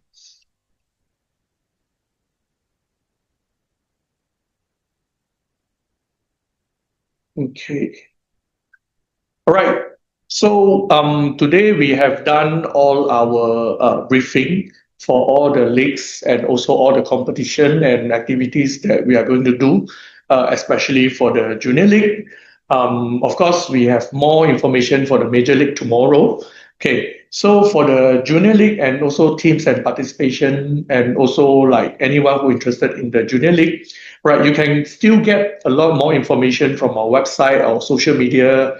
And if you have any question that you're not able to ask today, you can still ask us. Okay, if you would like to ask general question or question about how to join, question about how to register, how to make payment, etc., you can scan the QR code on my right-hand side, and that will reach to our secretariat. Okay, right. And if you have anything technical, you want to ask technical question, you want to ask about the rules, about the judging, about joining the competition, about the robot development, etc., like what size of the poster, what kind of document you need to prepare, etc., please join our Discord, okay? I have put up the Discord link in front of you. And also, for all three OC also, if let's say you are not in Discord yet, I will encourage you to join our Discord. And later on, all our slides that we have presented today, we will post it inside, okay? So there is, after you join in, there is actually a channel that call announcement. So we will put it there, right? So for all the OC also, I would like your cooperation to share your slide in the Discord.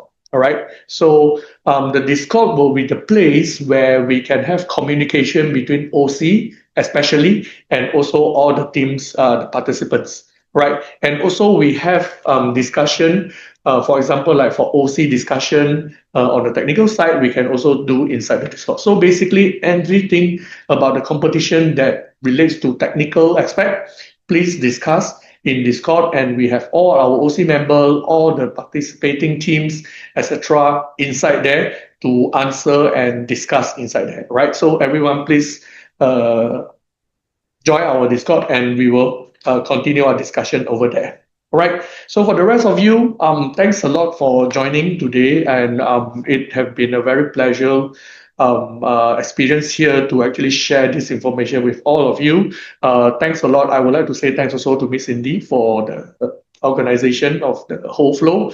I would like to say thanks to our previous guest, which is from Cytron, and also thanks a lot for today's. We have our three OC member to actually give a very good briefing and also very precise information about the competition.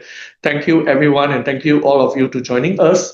So please continue checking our updates. So especially in social media, you can find us in Facebook, Instagram, YouTube, and also WhatsApp. You just type RoboCup Malaysia, or our handle is RoboCup Malaysia, and you should be able to find us there. Okay, so all the information, if you cannot find the link or anything, just go to our main page, 2025 robocup.org.my. You should be able to find all the links and information from there. Okay, so with that, I would like to say thanks to everyone, and also I would like to close the session. Thanks a lot, and I hope to see you again for the Major League. I hope to see you tomorrow, and for the rest of you, hope to see you in August in Perlis. Thank you very much. Thank you, everyone.